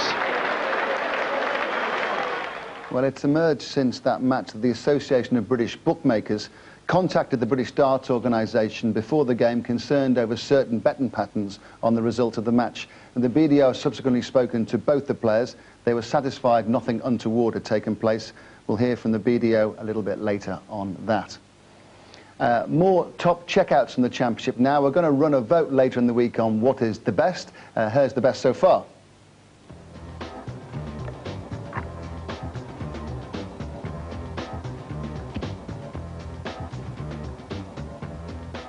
Martin, you require 108. So 108, it's Shanghai on 18s. So another treble to leave the double 18. Take the first leg. Game shot to the first leg. Martin active.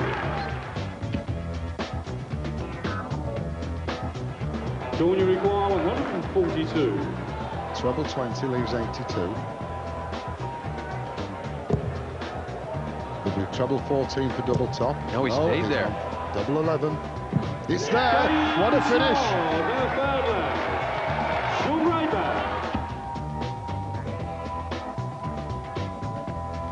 Ted, you require 140. It's a good finish for Ted. 2 treble 20s for a double 10. Yes, double 10 for the set. Yes, that's game. As easy as that. The count is counting them now.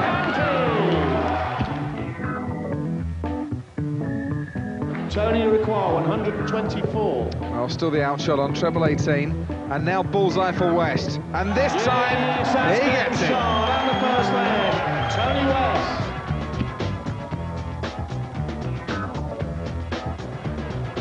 Still 129. 19s. So that's 72 left. Double 18.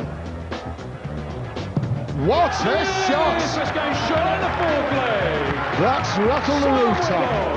And Andy.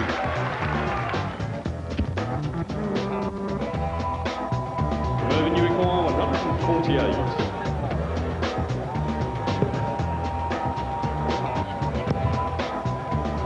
Tops for Mervyn King. Oh, what a good finish. 148 finish. By George. Nowadays, most dart balls are made of sisal, but you can make them out of practically anything. Plasticine, cork, paper, poplar wood. But before the Dutch elm disease came along, this was the daddy of them all, the elm board. Now, the elm board was quite unique because you had to soak it. And they had little trays. You put the dartboard in, you could put beer slops in or water. They'd put a drop of caustic soda in it, so it stopped the wires going rusty. And about 15 minutes before the match, you used to take it out, hook it up, because it used to drip. You used to have to put a tray underneath the dartboard to catch the water. But when you threw the dart, you needed a pair of pliers to take them out. I loved them. I am really looking forward to this, I can believe you. We've moved to the Lakeside stage. Every afternoon, we welcome a guest to the Lakeside. It's Beverly Turner this afternoon, who's going to play a leg of darts with Bobby. World champion Trina Gulliver has come as well, because someone in... whose idea was it to play me and Bobby against you two? Whose idea was it? I think it was both of us. It was ours, I'm afraid. We ganged up. I seem to remember you mentioning this late last night that would be a good idea. Welcome to the Lakeside. Thank you. It's exciting. It's fantastic, isn't it? Well, as a journalist and broadcaster, are you Do you enjoy this sort of atmosphere? Well, I mean, I'm very much looking forward to tonight. It's a really interesting sport. My mum plays darts, actually, and I grew up with her going out every Monday night with her friends and playing darts. And they just recently won the Prestwich and Whitefield League. So I feel like I have, you know, the family tradition to uphold today. As a viewer, what attracts you to it? And I think it's the personalities, isn't it? It's a fantastic sport, and it's I'd love to see more, you know, more women. I'm here writing a piece in Independent today about Trina being a woman in a man's world, and I was outraged to hear that they get £6,000 winning when the men get 60,000. So I think we've got a bit of a way to go, but you know, I'm looking forward to it. I think everybody who's here is so into the sport. The passion is quite tangible, isn't it? Just being here even at this time when the audience isn't in here. There's always a great debate to have, and when you first start playing darts and you play alongside the world champion, not bad for starters, is it?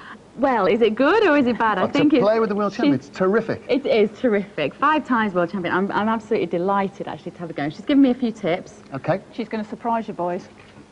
I don't know about that. I don't think there's going to be any surprise at all. You're going to win. Well, I feel like I'm losing in the fashion stakes so far, looking at you lot in your shiny silks. I wouldn't worry at all. I don't want to rub up against you. There's a bit of friction. Bobby? What, Raymond? I'm getting nervous already now, having heard that. Don't worry, mate. So come on, what should I be thinking about? Arm out straight. Throw it as if it's a stone, is what Bobby always tells me.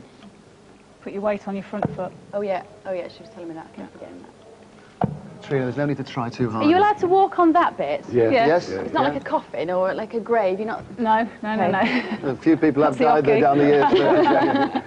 Yeah, good one. Oh, you're definitely improving. Are we winning? I don't know. Oh, is this warm-up? So, right. I think we're set now. 3 practice start teacher. Are we set to go? Yeah. Okay. Trina? Best of luck. Best of luck. Best of luck. Good luck. We've done some daft things, but this takes the biscuit. It's the leg with Bobby. It's the pairs challenge. It's Trina to throw first. Game on.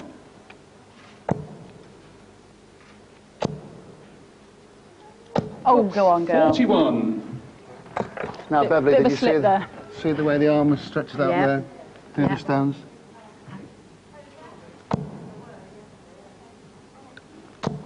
$100. Are we not supposed to talk? Because you can put them off, can't you, if you talk? No, you can talk. You can talk if you want to, but we wouldn't dream it when you have your darts.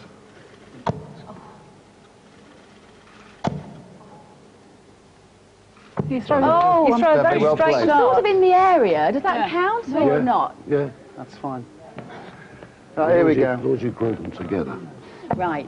So the grouping is what I should be... Yeah. Okay.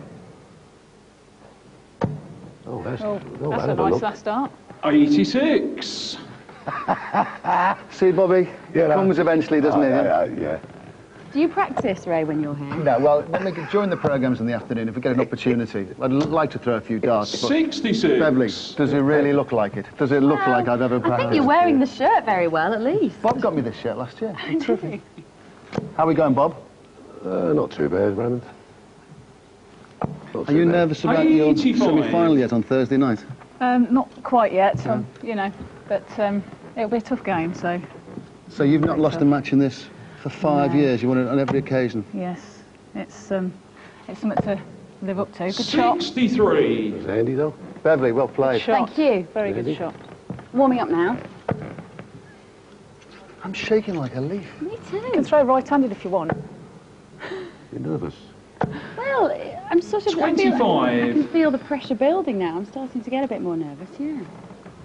Do you not feel it would be good to encourage a lot more women to play darts? And I think to form darts teams. I know Trina has told me there is a thriving female darts community. But there's work to be done. It would be great. You'd support that, wouldn't you? Absolutely. I'd support that completely. I mean, women actually... We don't get many chances in life to be part of a team, really. To be part of an all-women team, particularly. So I think anything that can encourage that, absolutely. You know, I think it's a great idea. And hopefully, you know, Trina can raise the profile of the sport. And we'll all be doing it.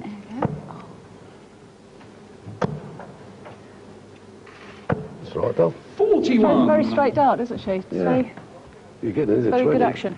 More than me.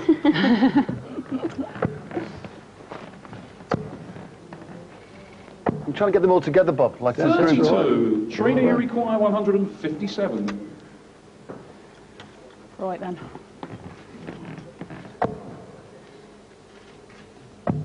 Oh. Unlucky. 139. Now, your husband James is rowing across the Atlantic at the moment? That's right, yeah. I know. 2 men in the boat, isn't it? Is 2 men in the boat. With Ben Fogel? He's with Ben, yeah. They're due to arrive in Antigua. I don't know what I'm leaving in the shop. Probably about 12 days, something like that. And how's it going? So- Are you able to keep in contact? Yeah, they're winning at the moment. They're doing really well. They're winning. 18. Hang on. Double They nine. are You winning want at the double moment. 9 now. Oh. What do I want? Double 9. Double 9. Where's that? There. Okay. Okay. Bobby. I'm a real beginner. Oh, Okay, there's one. go for a big one. Big one. What does that mean? Just One. one. Just score one. The Score big if you one. can. The big one. That's Yeah. all. Double 4. Double 4. Right hand Top side. right. Nice and easy. Oh, hard luck. That's good though. You want 50? Ray, you require 50. Balls on there, go for it, Ray. Bullseye to win it? Yeah, just go for the ball, right? Okay. God, I don't. Pressure's on. Pressure's on. Go on, go on. Come on, come on. Bob, I'm milking it. How many times, how many occasions will I get the chance? You've got to give it a bit of, 42. 10 or 6. That's it. What's 32. 2 double 16s. 16? That's your favourite you told me earlier. Oh, 18. hard luck. That's a mile away. Don't give us Trina, you that. require 8. So no, James is doing very well, thank you. No score. Shucks. Bob, just Have do you it. just let it out? Ray, you Sort it out. require 32. Bob, sort it out. Oh, talk about put pressure on me. Would you Can you like it in the imagine how top of the nervous it double, must be Raymond? for In the middle of the double or Bob, the just bottom? throw double 16. Can you imagine how nervous it must be for the players throwing up here in front of a baying crowd? I have. Terrific.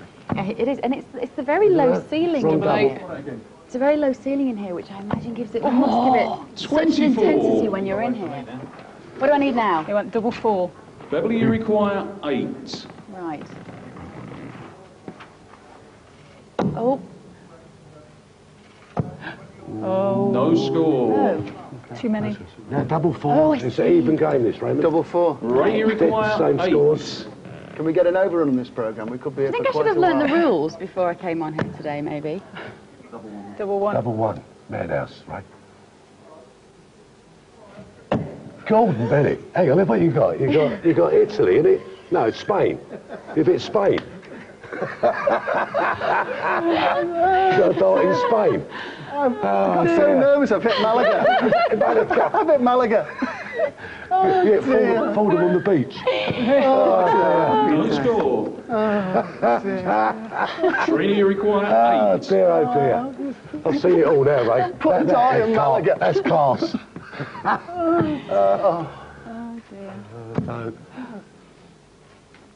That's it. Yes, Well let's done, go girls. short We of the won. first Yes, championship. you're on. Congratulations. Thank you. Beverly, Thank you. I've been waiting for that, really. Well, Rena, well Give me a done. Star. concentrate. Hey, Bob, You need me on Thursday night, you know. you missed some doubles I'll there. sign you I on. knew you I missed feel it. like Barneveld. Do you know that? Do you feel just a growing mood of talking to Trina and feel a growing enthusiasm for darts? Definitely, yeah, I think so. And I think the whole nation feels this at this time, don't they? It's great. I mean, it's a shame they can't pack in twice as many people here as they do, because it's obviously so popular.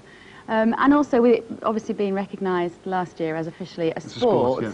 I think, you know, in a way that means that people should be taking it more seriously now. We should be. I mean, it's easy to mock darts. That's the thing. It's one of those sports which is quite easy to poke fun at. But I think being here today and you see how much everybody is genuinely loves the competition. It's very inspirational. Yeah, well, we're all sort of Sheldon at Sussex. We're slightly biased, but Yeah. nice to see you again. You Thanks for too. coming down. Nice to see you. Thanks. Now, if anyone else would like to come down here and play against Bobby George and walk out on the famous Lakeside stage, you might be interested in this competition.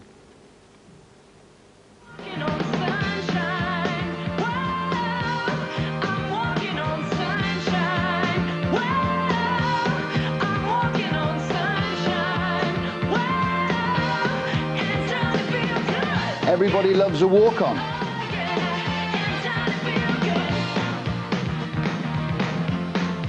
All you have to do is work out who this is.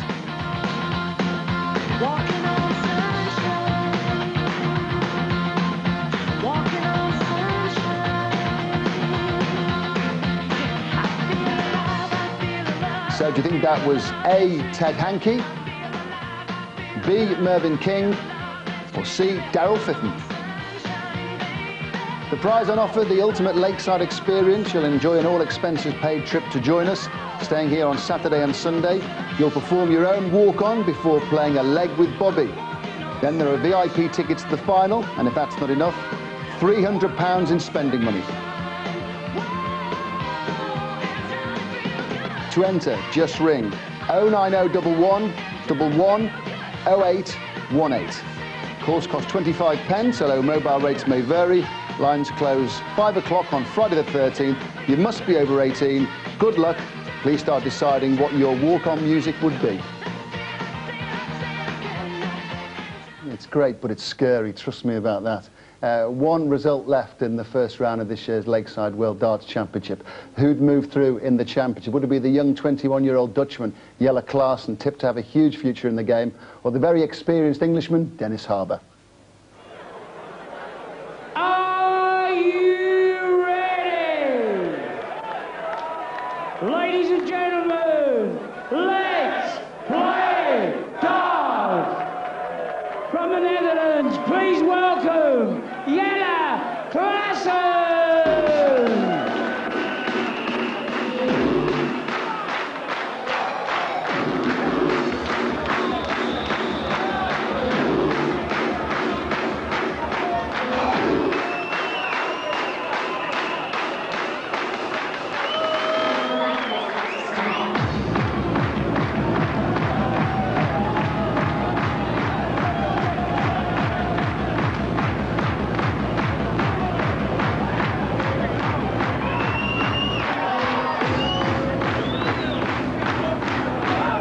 His opponent from England, please welcome Dennis Harbour!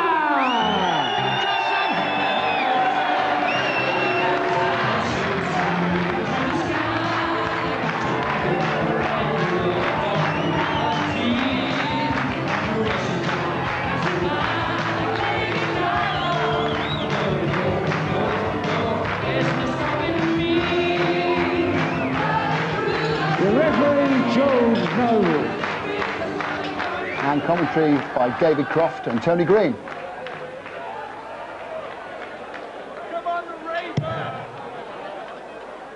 Good start with that first start, because it was a lovely marker. 100. This is Dennis Harbour. The first 3 darts ever on this stage for Jelle Klaasen.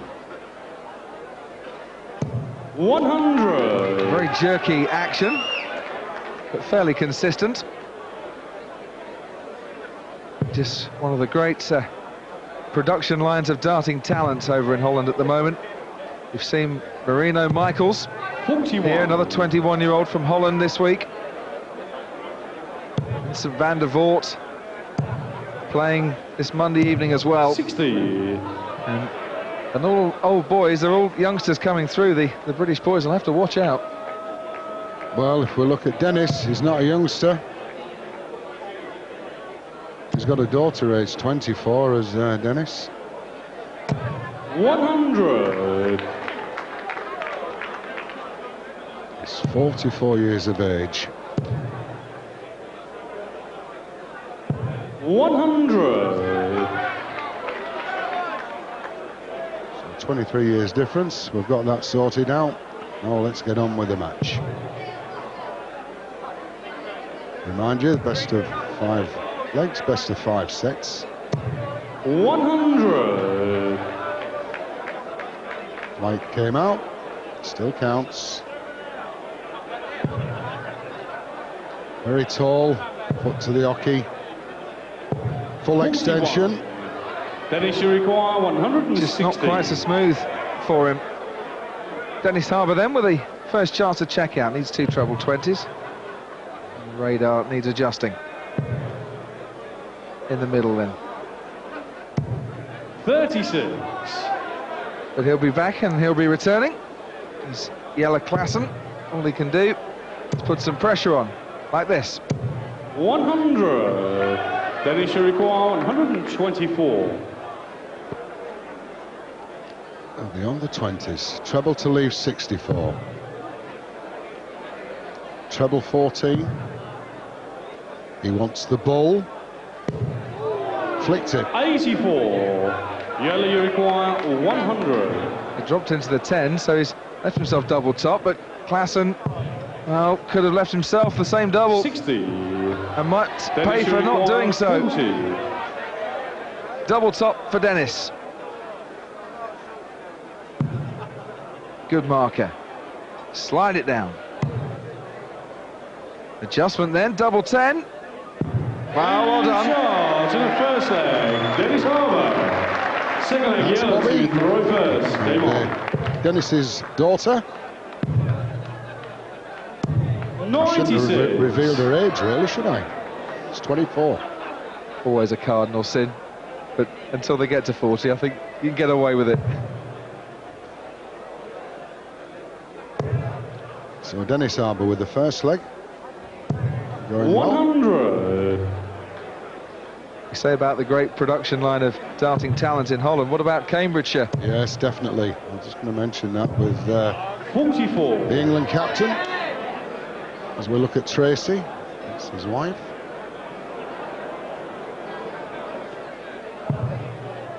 Sean Greatbatch, another one.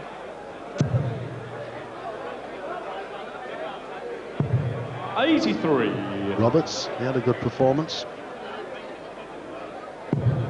All from one county. 100. And even the world #1, Mervyn King, who doesn't play his darts for Cambridgeshire these days, but certainly used to. Yeah, switch to Umberside. Well, it's handy for the ferry. 83. So Klaasen with a great chance here now of levelling this match from 2-6-1. 91. I think the nerves will be telling still. It'll take him a little time. He's got all the cameras, the lights.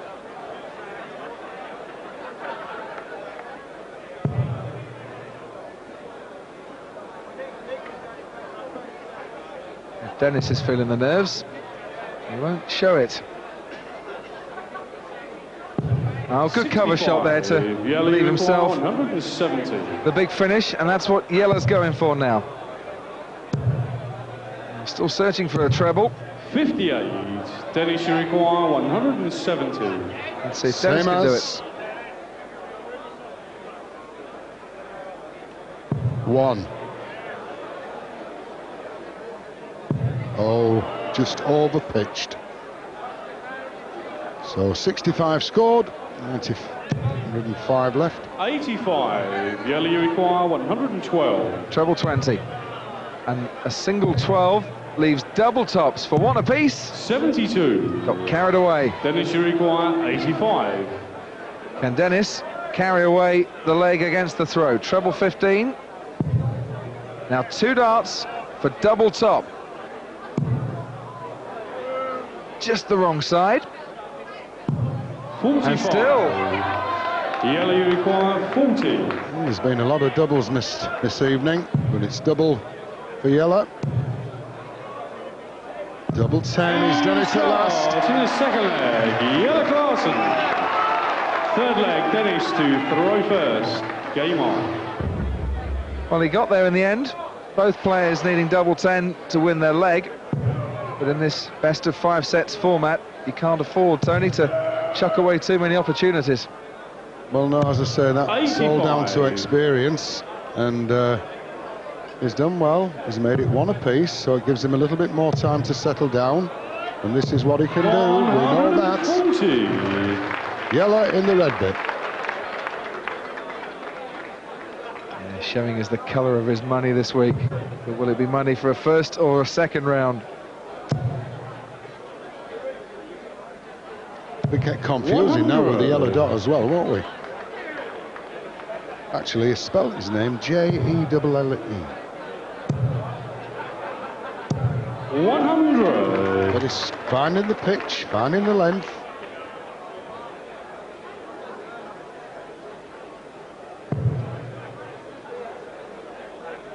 He's a lovely lad as well.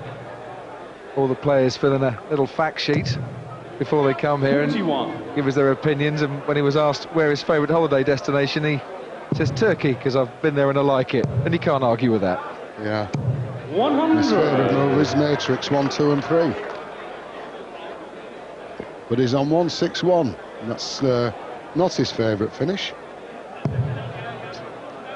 32 is.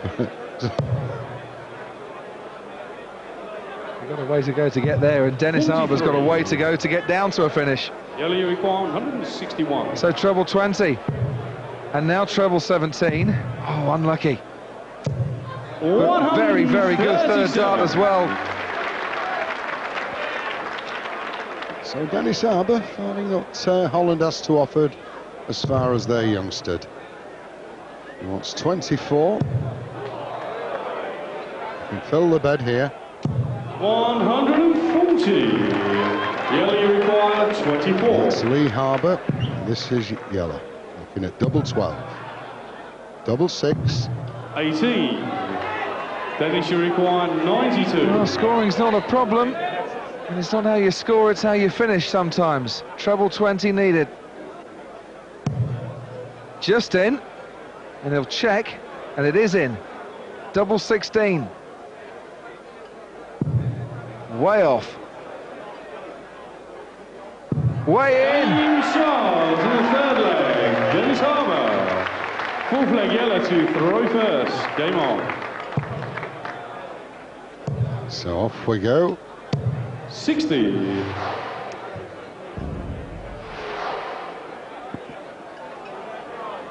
Good view there of Dennis's double. I'll be happy to hit it.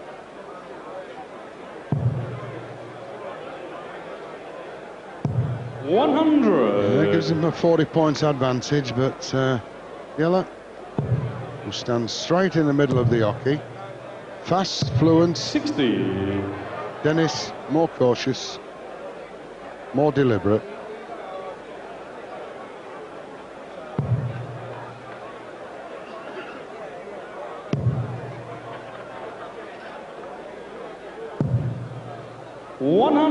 Just steady tons.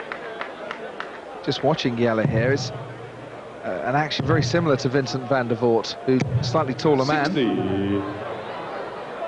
Yeah, I think Vincent is a little bit faster actually, because he switches from one to another and with so much speed, you know. But it's 2-1. Harbour leads. His nickname Pearl. Because he's a singer? I think it's more Pearl Harbour. 96. This is certainly going to be a tense match for both these players, and I think it could go all the way.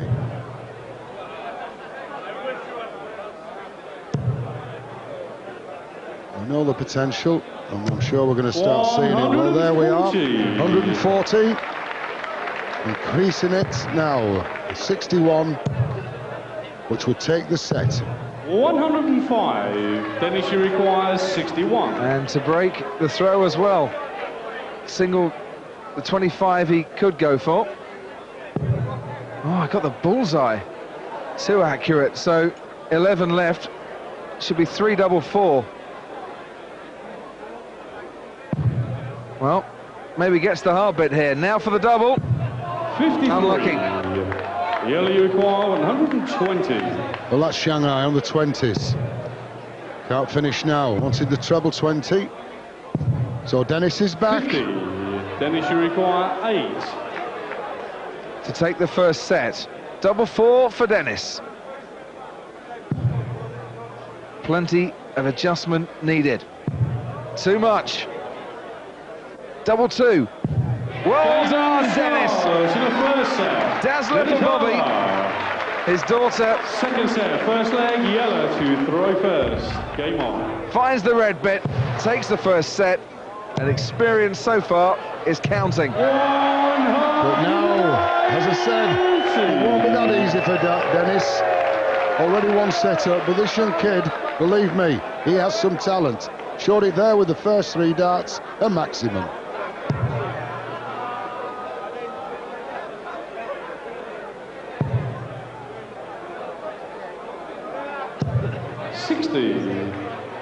a perfect response, isn't it? You lose the first set, chuck in a 180. And follow it up. 140. I'll tell you what, just a fraction away from another one. It reminds me of a young Ronaldo. Could be running down the wing for Man United. 85. And he's flying in this leg.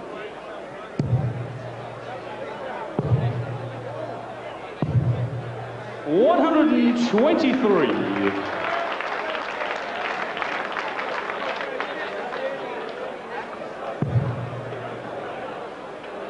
Dennis Harbour way back in the opening leg of the second set.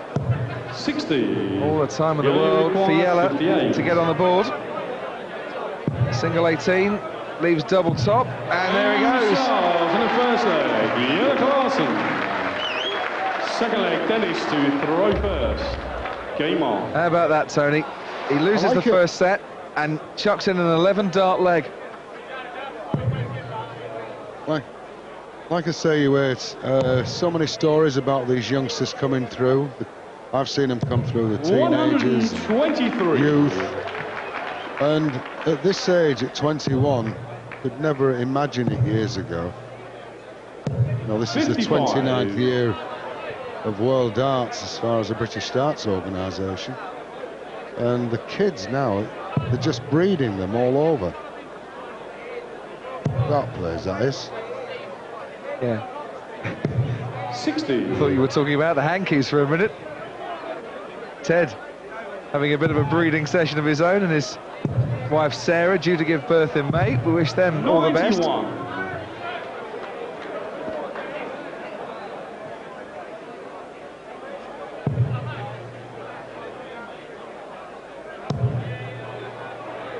In the middle, maybe. Yes. 190.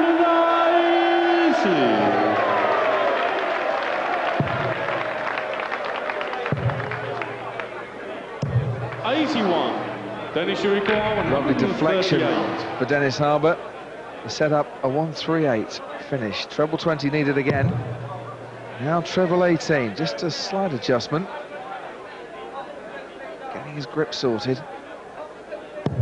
Oh, unlucky. So 78 scored. Single 20, or you think he's miscounted 94. There, Tony? Going for a 16. It's not Dennis.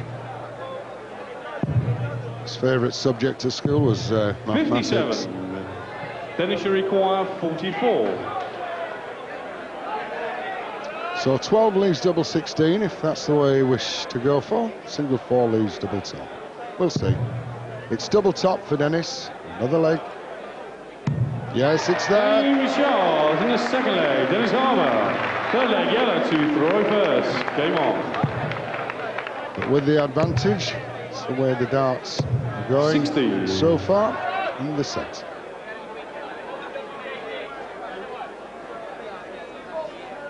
Talk about all the experience Dennis Harbour has playing county darts, Super League darts, of course. This is second visit to the Lakeside. 83. On his first visit in 2003, played another talented youngster, James Wade, in the first round, and that went all the way. 97.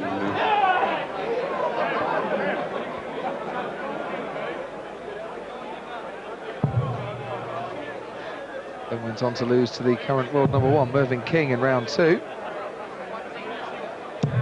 100. Yes, and I think Mervyn could well be there this year. He's only won the one world title, which was the Winmore, and I'm sure this one this year is in his grasp.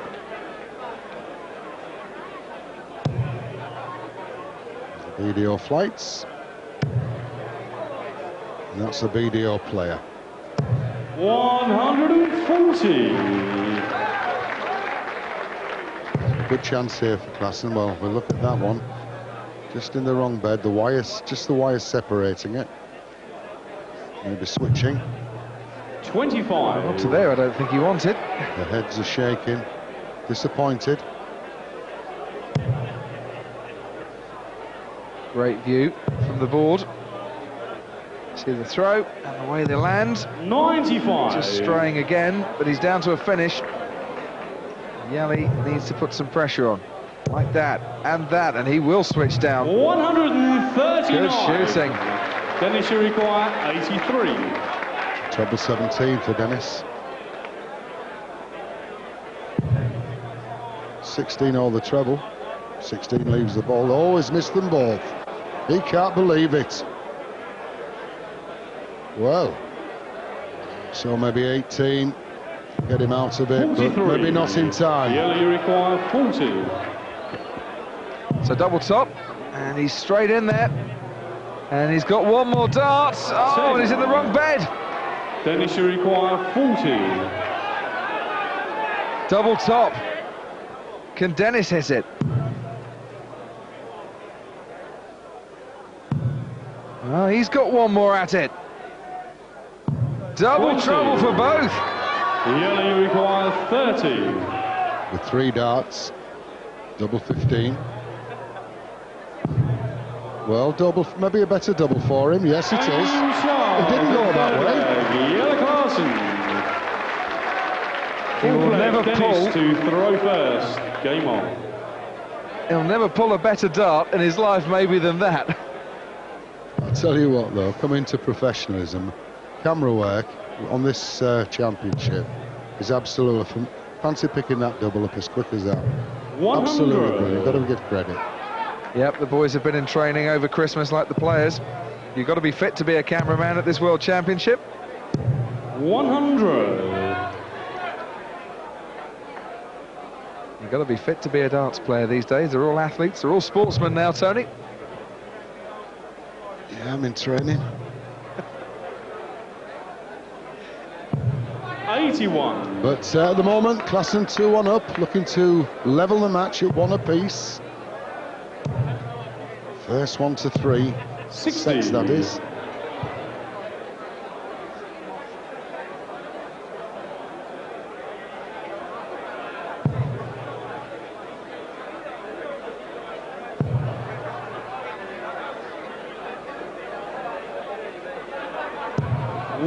Good last start. Needed the 100 to keep himself with a clear advantage. Klaasen had to put in at least a ton 40. Take a lead. 60. And he's going to fall behind in this leg. His family's looking on, they're still there, just hoping that Dad can do the business. 140. Doing it very nicely there. Yella needs 3 in a red. 97. Dennis, you require 80. So 2 double tops is the showman's way. 2 single 20s and 1 double top is more conventional, and 1 dart for it. And 1 dart's all he needed. And the 4th leg, Dennis Harbour. 5th leg, Yellow to throw first. Game on. So this is the one, must make this advantage count. Otherwise it's going to be 2-0 down in sets. And that's 24. not the way to do it. Rush through. There's Harbour's finish. Is that, Tony, where the pressure really begins to tell? Your first time in this championship, knowing you've got to hold your throw to stay in the game. Well, he's a youngster. I mean, you're talking about a good campaigner here 95. in Dennis. And he will just stay there steady. But he's already had an opportunity. He's left it now. He's still learning the game. He's made it. And as I say, all the supporters here from Holland, well, as you can see, they're everywhere. 7 Dutchmen to cheer on. And Karen Crappen in the Women's Championship as well. So 60. They got plenty of favourites for the fans. The other thing is as well, all our transmission here, it goes to Holland, everything that we send out, yeah. They're loving it. Plus, I think BBC World now, that's going out to a lot more countries. So it's going to get other countries well involved. Yes, who'd have thought a few years back that Finland would be the world champions in the World Cup. 100. It's spreading all around the world, this wonderful sport of darts. 100.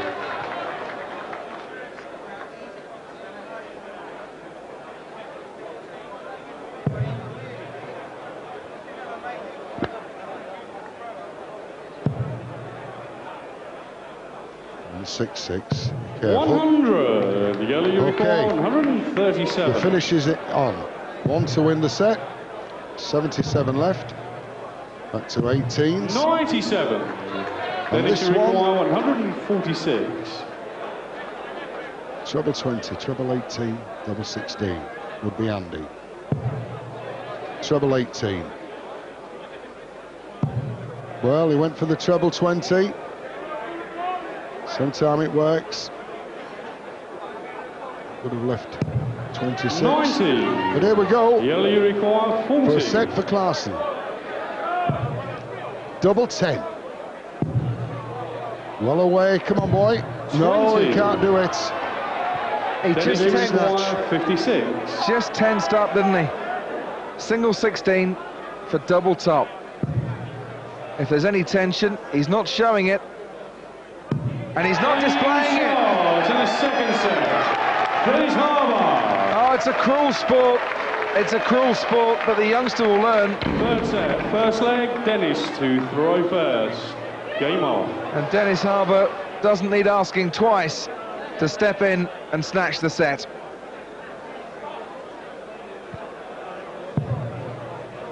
And off we go. The third set, first leg.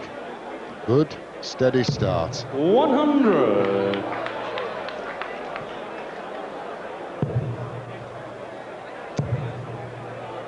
Is he going to do it again? Another 180 to open the set? 190. Yes, as Bobby's favourite saying. 180s for sure, doubles for door. And that's something else he'll learn.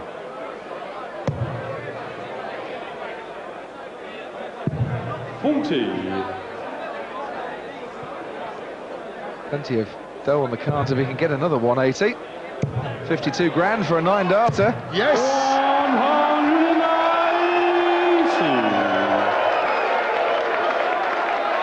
190. It's on. All that they're waiting for now.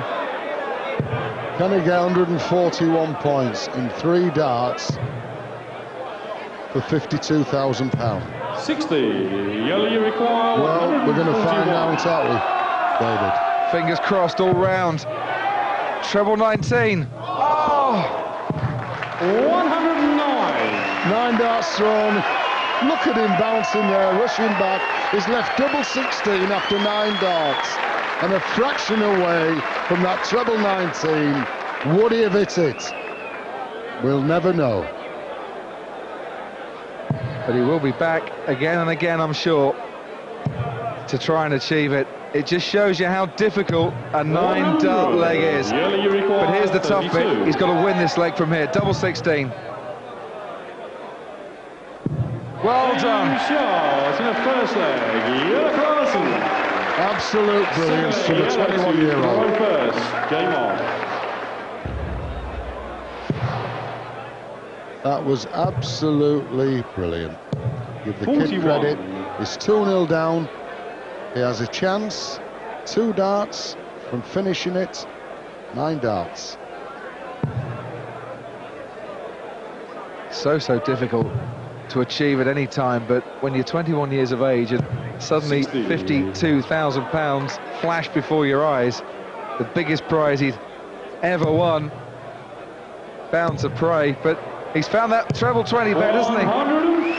Yeah, but I've just noticed he's not snatching as much. I think his nerve's gone. I mean, he's 2-0 down. I've got to give everything now. And he's just going for it. Good for him.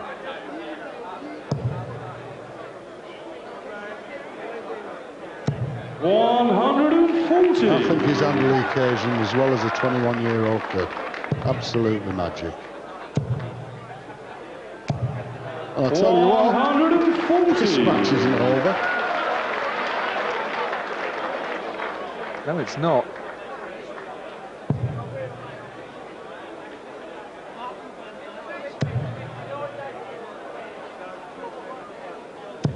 $100. thing is, he's giving Dennis something to think about. And he just keeps pounding that treble 20 bed. 132. Yes, he'd left, he had 180 on the scorecard. And please do remember, he would have bust. Harbour tries to put some pressure on his own. 121 left.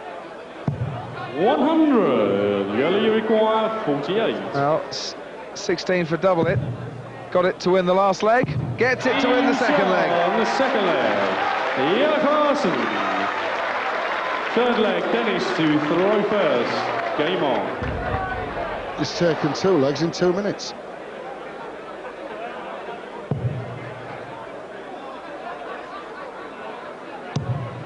They're sprinters.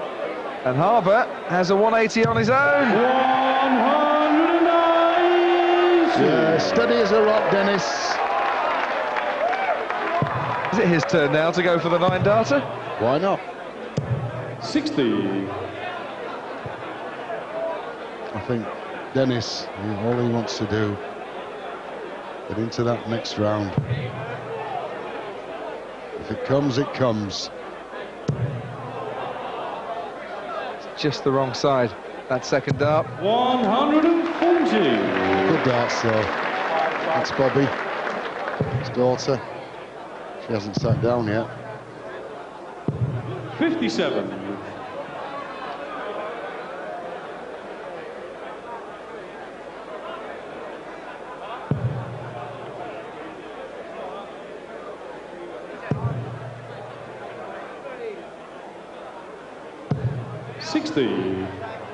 Yeah, he's never flustered. He goes on, gets on with the game. One of the old campaigners, Dennis. 140. Dennis, you require 121. Treble 20, still leaves 101. Oh, sorry, 61. Could go for 11. He's going for the ball with this last dart. 81. So it's 10. There's only 40 left. Not too bad. There's no outshot here. Klaasen did no need to go for the ball. 140. For the leg. Dennis, you require 40. And to save the set. Double top. Double 10. Double 5.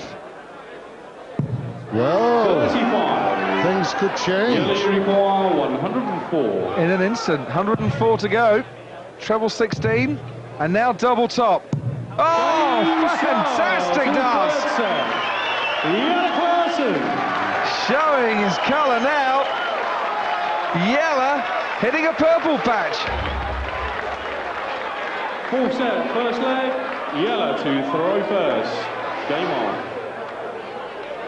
So, 21 years of age.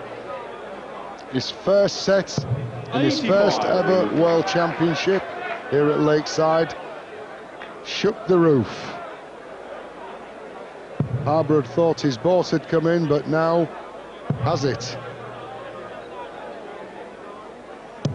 81. So what are you saying? He's not sailing away with this just yet. He isn't.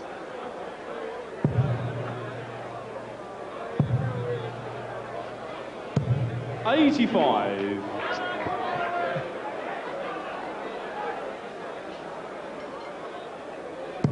But it will be so interesting to see how this match changes now. Harbour's been given a few things to think about, and Jelle Klaasen has given himself some very good reasons to settle down and show no nerves. Yeah, I'll switch that first start, rocking the bed a little, and good recovery. Well, these lads thought it was all over about 5 minutes ago. He's come back, and bang. It's from a town called Alpen in Holland, so obviously likes his breakfast. 100.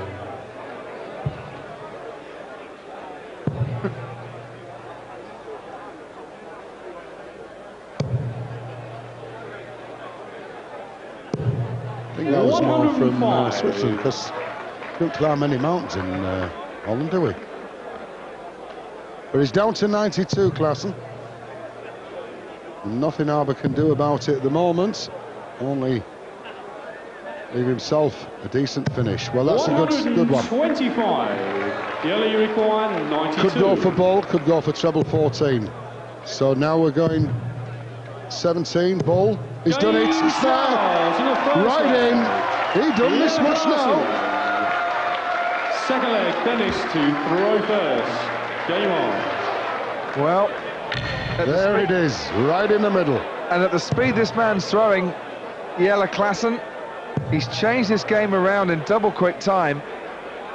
And yes, Dennis Harbour will keep plugging away, Tony, but he'll know that his opponent's coming back now. Well, they'd be wondering what's this him, to be honest. 140. Bull finishes, 180s, 140s. And 2 legs won, just 11 darts. I think that's the best of the championship. 11, I don't know. I'm sure it is. I think it is.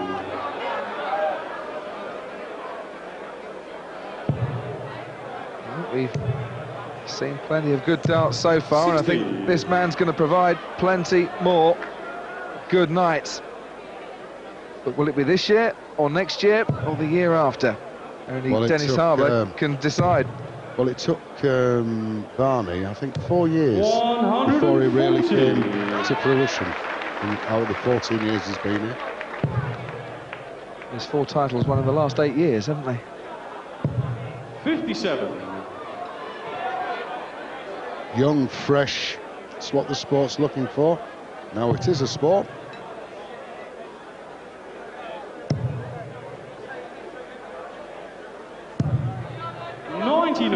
But Dennis Harbour's put himself onto a nice finish. He has the throw in this leg. Needs to just halt this man's progress if he can. Shanghai to come to win the leg. Treble 20. Still needs treble 20. Checkout hasn't changed. And he's pulled that quite a bit. 100. Yellow you require 144. Options here, 18s or the 20s. Well, that's double 12 coming in after that dart. Oh, unlucky. 32. Well done, cameras, once again. It's fast. Slow it down with double 10. You'll have to shuffle right to the left-hand edge of the oche. Needs some adjustment now. It's tense, this. Oh, he's got it. Shot in the second leg. Dennis Harbour. Third leg yellow to throw first. Game on. I tell you what, I would like to do a match between Klaasen, 100. Tony West or Sorensen. God dear. Chucking Eric Claris into the mix, and then we would have a party. The Sheriff, who even he doesn't know what he's throwing for half the time. 45. Rooted and tooted them down the years as the man from Belgium, but not here this year, of course. We've got this young man instead. 140. Let's take a look here, as you can see from this shot, how the arm, the action, all the way through, where the dart is landing, and there it is, barrel, and that's what happens. The naked eye doesn't see it when you're 7'9"1/4" away from it. 55. Look back in your armchairs, you can see just what a bit of steel on steel does to the direction of a dart. Or tungsten on tungsten. He's wavering. He's going to have to pull up anchor. 28. And Klaasen here with a big advantage. Another treble 20. Well, wrong treble for him, but he's down to a finish. Yeah, finish of 151. And we know his capabilities. Not out of his reach. 127, if that goes in, it is as well. Well done, Dennis. Yeah, you require 151. Treble 20, oh. Bounced out, 60 floor. 40. Dennis, you require 127. Treble 20 to leave 67. Treble 19 to leave the bull. Yeah, that's what you want, Dennis. Just take your time.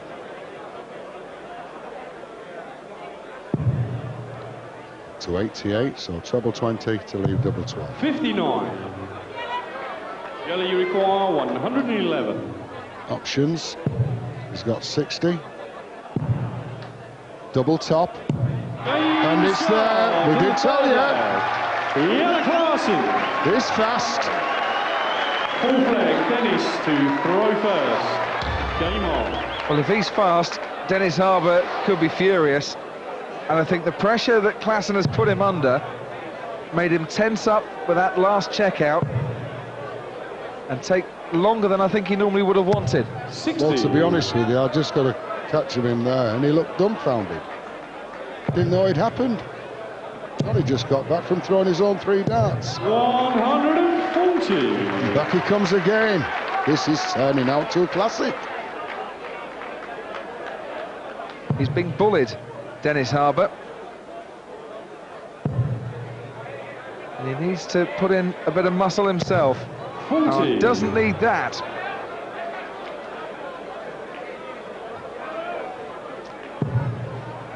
There we go. 140.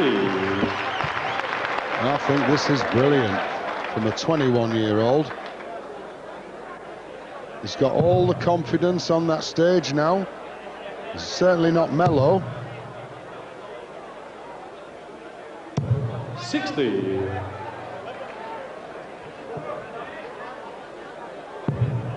Look at this. This is pure darts bullying. 123. And that average has been dragged up in the last set and a half by Jelle Klaasen. 91 average. Very good indeed.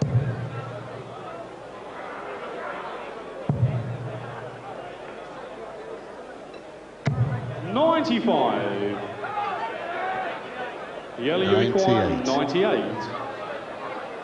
Treble 20, treble 18, double 12. 86. Not too bad. 246 for Dennis. And that was for the set, that double 12.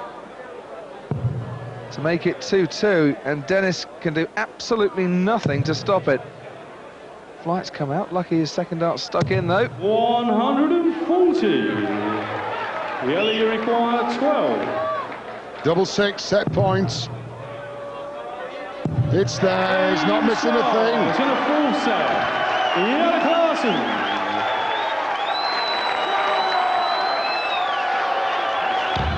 Straight in there with his second dart.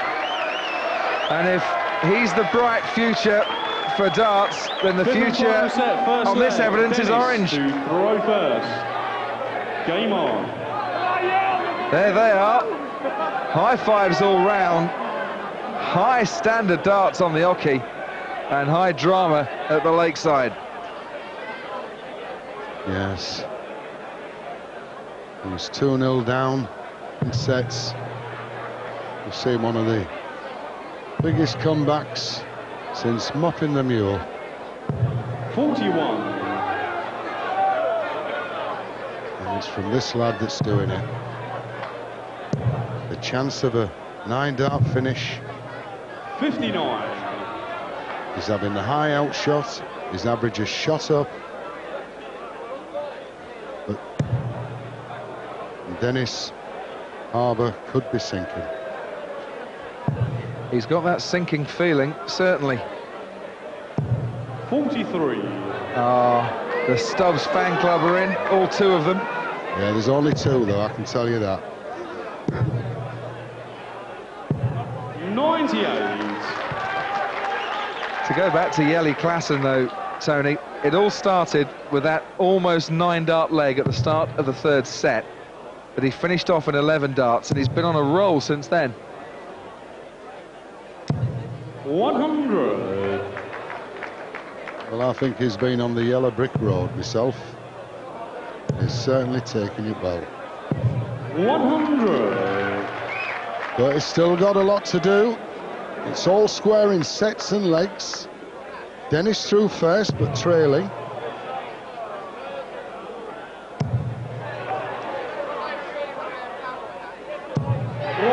Yes, that's what Bobby wants to see, and she wants to see the doubles go in, and that's what the crowd love. 7th 180 in the match. Look at that cover shot. 2 of them. 34. Dennis, you require 137. So a lot still to do. Need to get it because 110 the scoreline for Klaasen. Treble 20. Well, 136. He wants 2 of them. There's one. Another one. That's the one he's looking for. 121. Yellow, you require 110. Treble 20 would have left bullseye. Treble 18 would have left the double. Not on this occasion. 54. Dennis Harbour has to take 16. this leg, or his mind really will start to wobble. 2 8s. 2 4s. Can barely look in the crowd. And that's not helping the tension. There's room to see it. Whoa, fantastic. First leg, Dennis Harbour. Second leg, yellow to throw first. Game on. He's off. Second leg, trailing by 1. 100. Dennis Harbour really needed that leg. He's not a man, I'm sure, that would start to doubt himself, but it will be understandable if he did. To be honest with you, I think he's enjoying it now, Dennis. 100. He's having to pull out all the stops. He was cruising. 2-0. 100. He's a spot of bullying of his own. He's been bullied by the 21-year-old.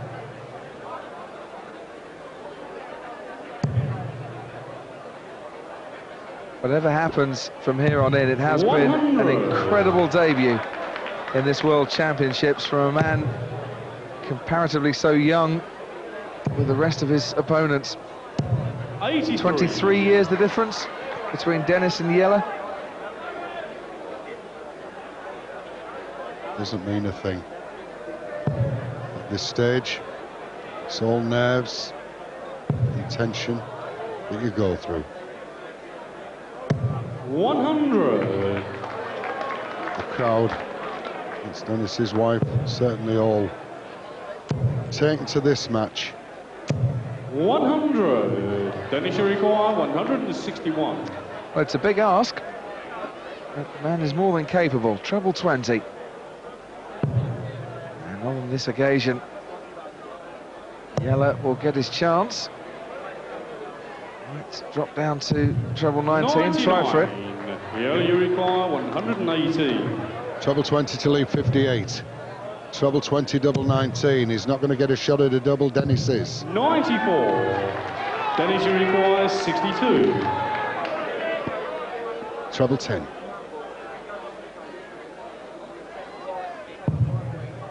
He could go for that 15 again, for that double 16.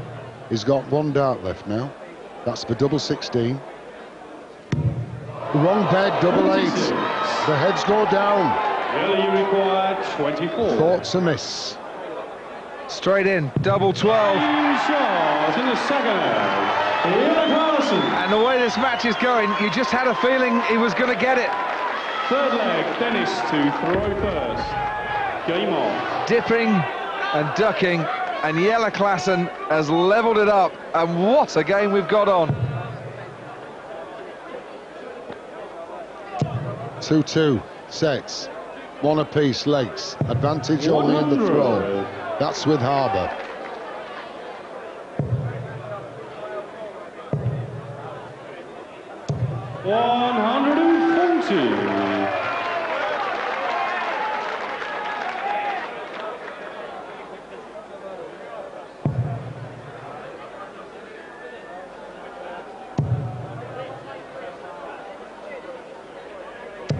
100. So, 140. That's difficult. Surely he'll come down for 19s. He's having some good cover shots. Went for 18s, I would have thought. He missed that one. Only because of the speed.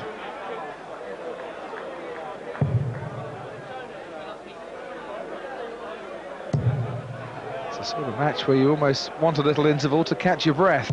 55. To help you savour it. Dennis has never changed his pace, but this young kid, without a shadow of a doubt, once he's hitting them, all three are following. 140.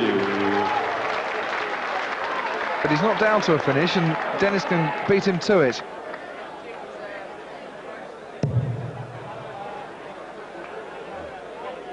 Oh, not now, he can't. I think Dennis is going to go behind here for the first time, I think, in the match. 44.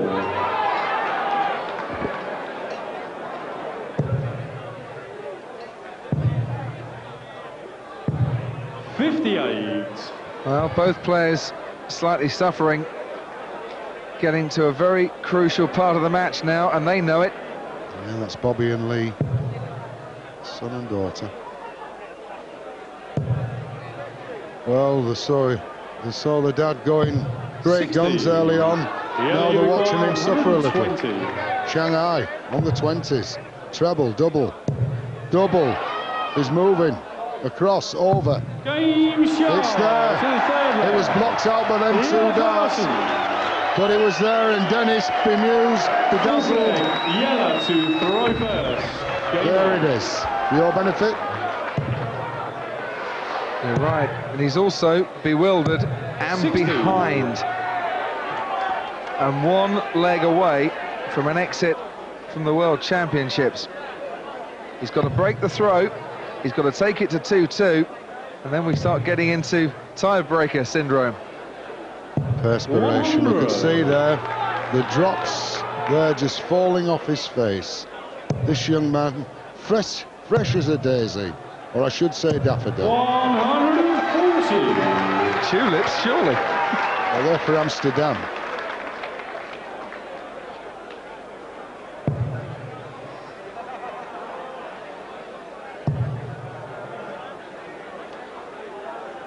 It's getting hot 60. Up there, and it's getting hot in the audience as well, and it's the darts that are warming us all up. 100. Has to get a maximum, you feel, here, Dennis Harbour. Well, he's 140 points behind. Klaasen on 201, and the way he's hitting the tons now, he'll be on a finish, a good finish, after the next three darts. 100. Good recovery, that last dart. Switch from there, will he? Yeah, should do. It's blocked the bed. 59. Well, that's a rare slip-up. There's no way back for Dennis if he doesn't take advantage with these three darts. Can't find that treble, can he? 60. Well, he's got at least 6 darts for 142, treble 20. Still treble 20, well. It was up to him, he went for the bull with the second. 94. 181, Dennis Harbour. Not an outshot, of course. And that'll help just to put on some pressure. That's a big bonus as well. 61 left, might go 25. And he did, and he hit the ball again. Here you require 48. 16, this match point, double 16. 1 to go.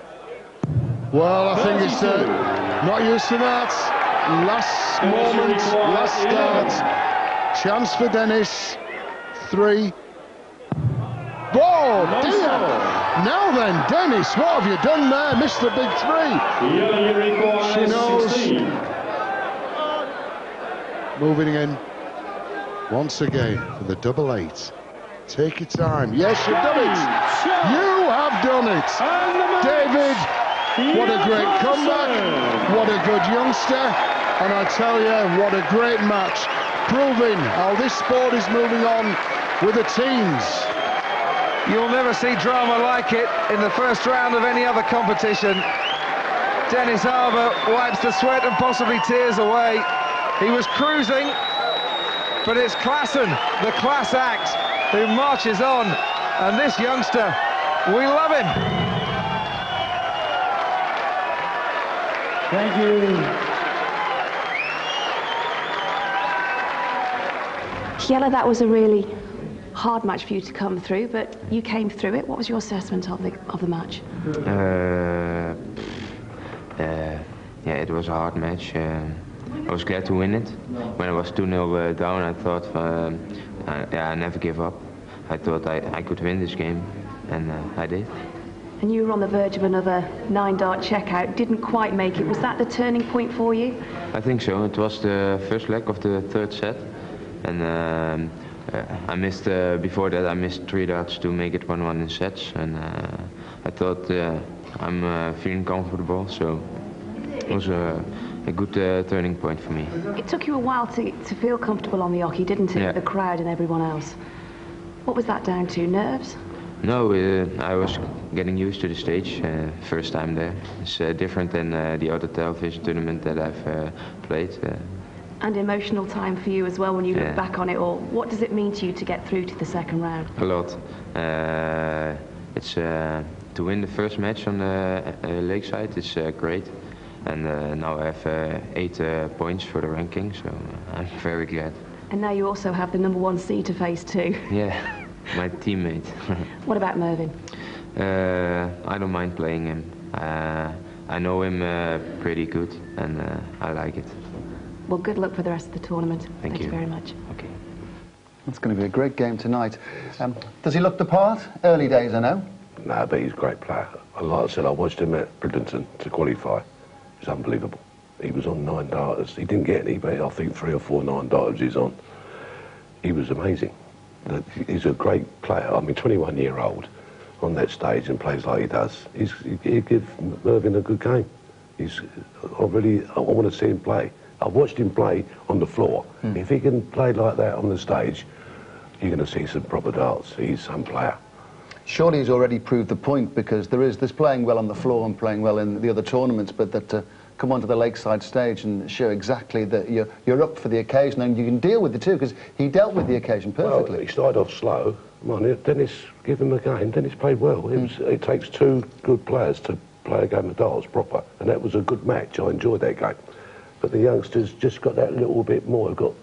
You know, when you see a guy that can throw darts natural and hit 180s and 140s, and he's only a baby. I mean, it's great. I love it. I love the youth of darts. I love it. No disgrace for Dennis. You've had a nightmare last night about that 17 he hit at the end. Well, he got it at 3, and he thought himself, don't hit the 17. I've done it myself, and hit the big 17. It's all right, but he played well. Dennis played well. In fact, he played better than he did last time he was here. He played really good. It's like a solid experience. We return now to last night's match between Northumberland's Gary Robson and Scotland's Gary Anderson. It's since emerged that the Association of British Bookmakers had contacted the British Darts Organisation before the match, concerned over certain irregular betting patterns on an Anderson victory. The BDO subsequently spoke to both players. They're satisfied that nothing untoward had taken place. David Croft sought an official response from Darts' governing body. Well, let's start with the chain of events that led up to today's news. First and foremost, what do you know of the betting irregularities? I know that there was a warning that something was afoot, but the first I really became aware of it was after the match last night. And I reacted straight away by speaking to both of the players then and there, and then speaking to Ollie Croft at the venue. He's the tournament director, and we convened a meeting this morning to speak to both the Garys, and we followed that procedure of questioning them and getting their opinions and their statements, and from that we are of the opinion that they didn't do anything wrong. But we didn't just leave it there. We also got the IDPA, the International Darts Players Association, of which they are members, to do the same thing. And then we got together and we exchanged our views, and our views are what I've just said. These are the two of the possibly the most honest men, not just in darts, but in sport. They've been around for quite a while within the British Darts organisation, so you know them very well. Yes, I do. Gary Robson in particular. I mean, he's been with the BDO for 20 years, and he's as honest as the day is long. I mean, he was affronted at even the suggestion that there was any impropriety. And at the end of the day, you have to believe what your players tell you. I mean, we asked them categorically to be totally honest and to tell us if there was any impropriety, and both have assured us that there wasn't any and never would be any. So, as an organisation, we followed the procedures that we needed to follow, but our faith is in our players. You mentioned there that something was afoot. You were told something was afoot. What? Yeah, we were alerted to the fact that in various parts of the country, a lot of money was being laid on Gary to win the game, and this happened over a short period of time. So obviously we had to react to that. And the bookmakers carried on trading? No, several of them suspended betting completely, so obviously then we knew it was a serious matter, and as I say, we had to react, and we did, in the correct manner. Time to look ahead to tonight. A field of 32 has been reduced to 16. And when the second round gets underway this evening, that match we're all awaiting, Mervyn King against Jelle Klaasen. The young Dutchman looked really good on his debut at the Lakeside. Paul Hogan against Albertino Essers. Sean Greatbatch against Per Larsen of Denmark. And the fourth second round match tonight, Simon Whitlock against Scotland's Paul Handvich. Then tomorrow night, Martin Adams, last year's runner-up, against Martin Atkins. Scotland's Mike Veach against Steve Roberts of England. A lot of people think Tony Acer's got a great chance of becoming world champion. He plays Vincent van der Weert. And defending reigning champion Raymond Barneveld plays Gary Anderson. Just before we go, another chance to enter this week's competition. We think darts fans might like to win this great prize.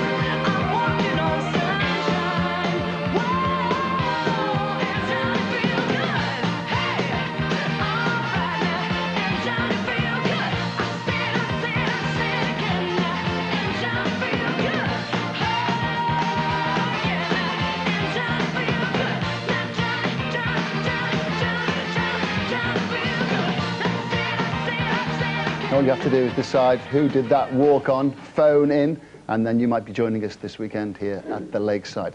Now, Bobby George, let's go through tonight's games. Right. Simon Whitlock against Paul Handvich. Pick a winner there and why. I'll go Simon.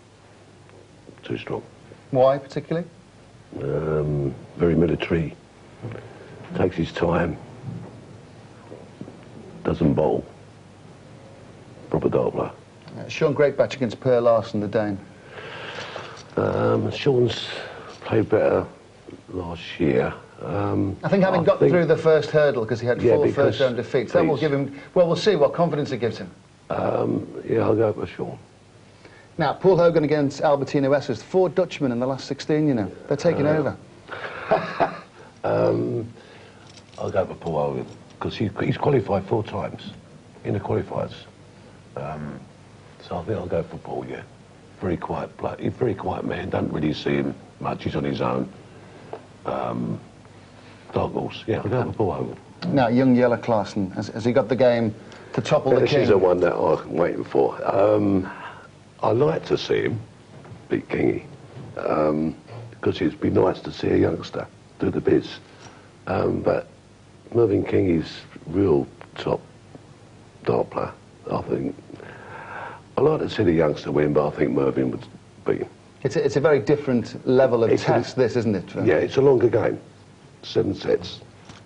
We'll see. Now, just before we go, some programme plans coming up. Jelle Klaasen versus Mervyn King, live at 6 o'clock. When it gets to 7 o'clock, digital viewers can press the red button to access the Lakeside via BBC I. The rest of tonight's games will be live. All 4 second-round matches scheduled will feature. So it's the first hour in BBC Two, then hit the red button for continued coverage as the championship starts to pick up pace.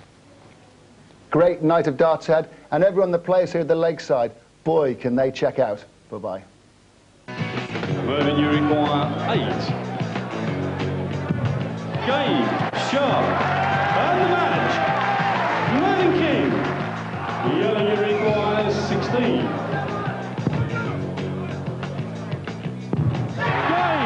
shot, and the match. Jelle Klaasen. Double one. Madhouse, mate.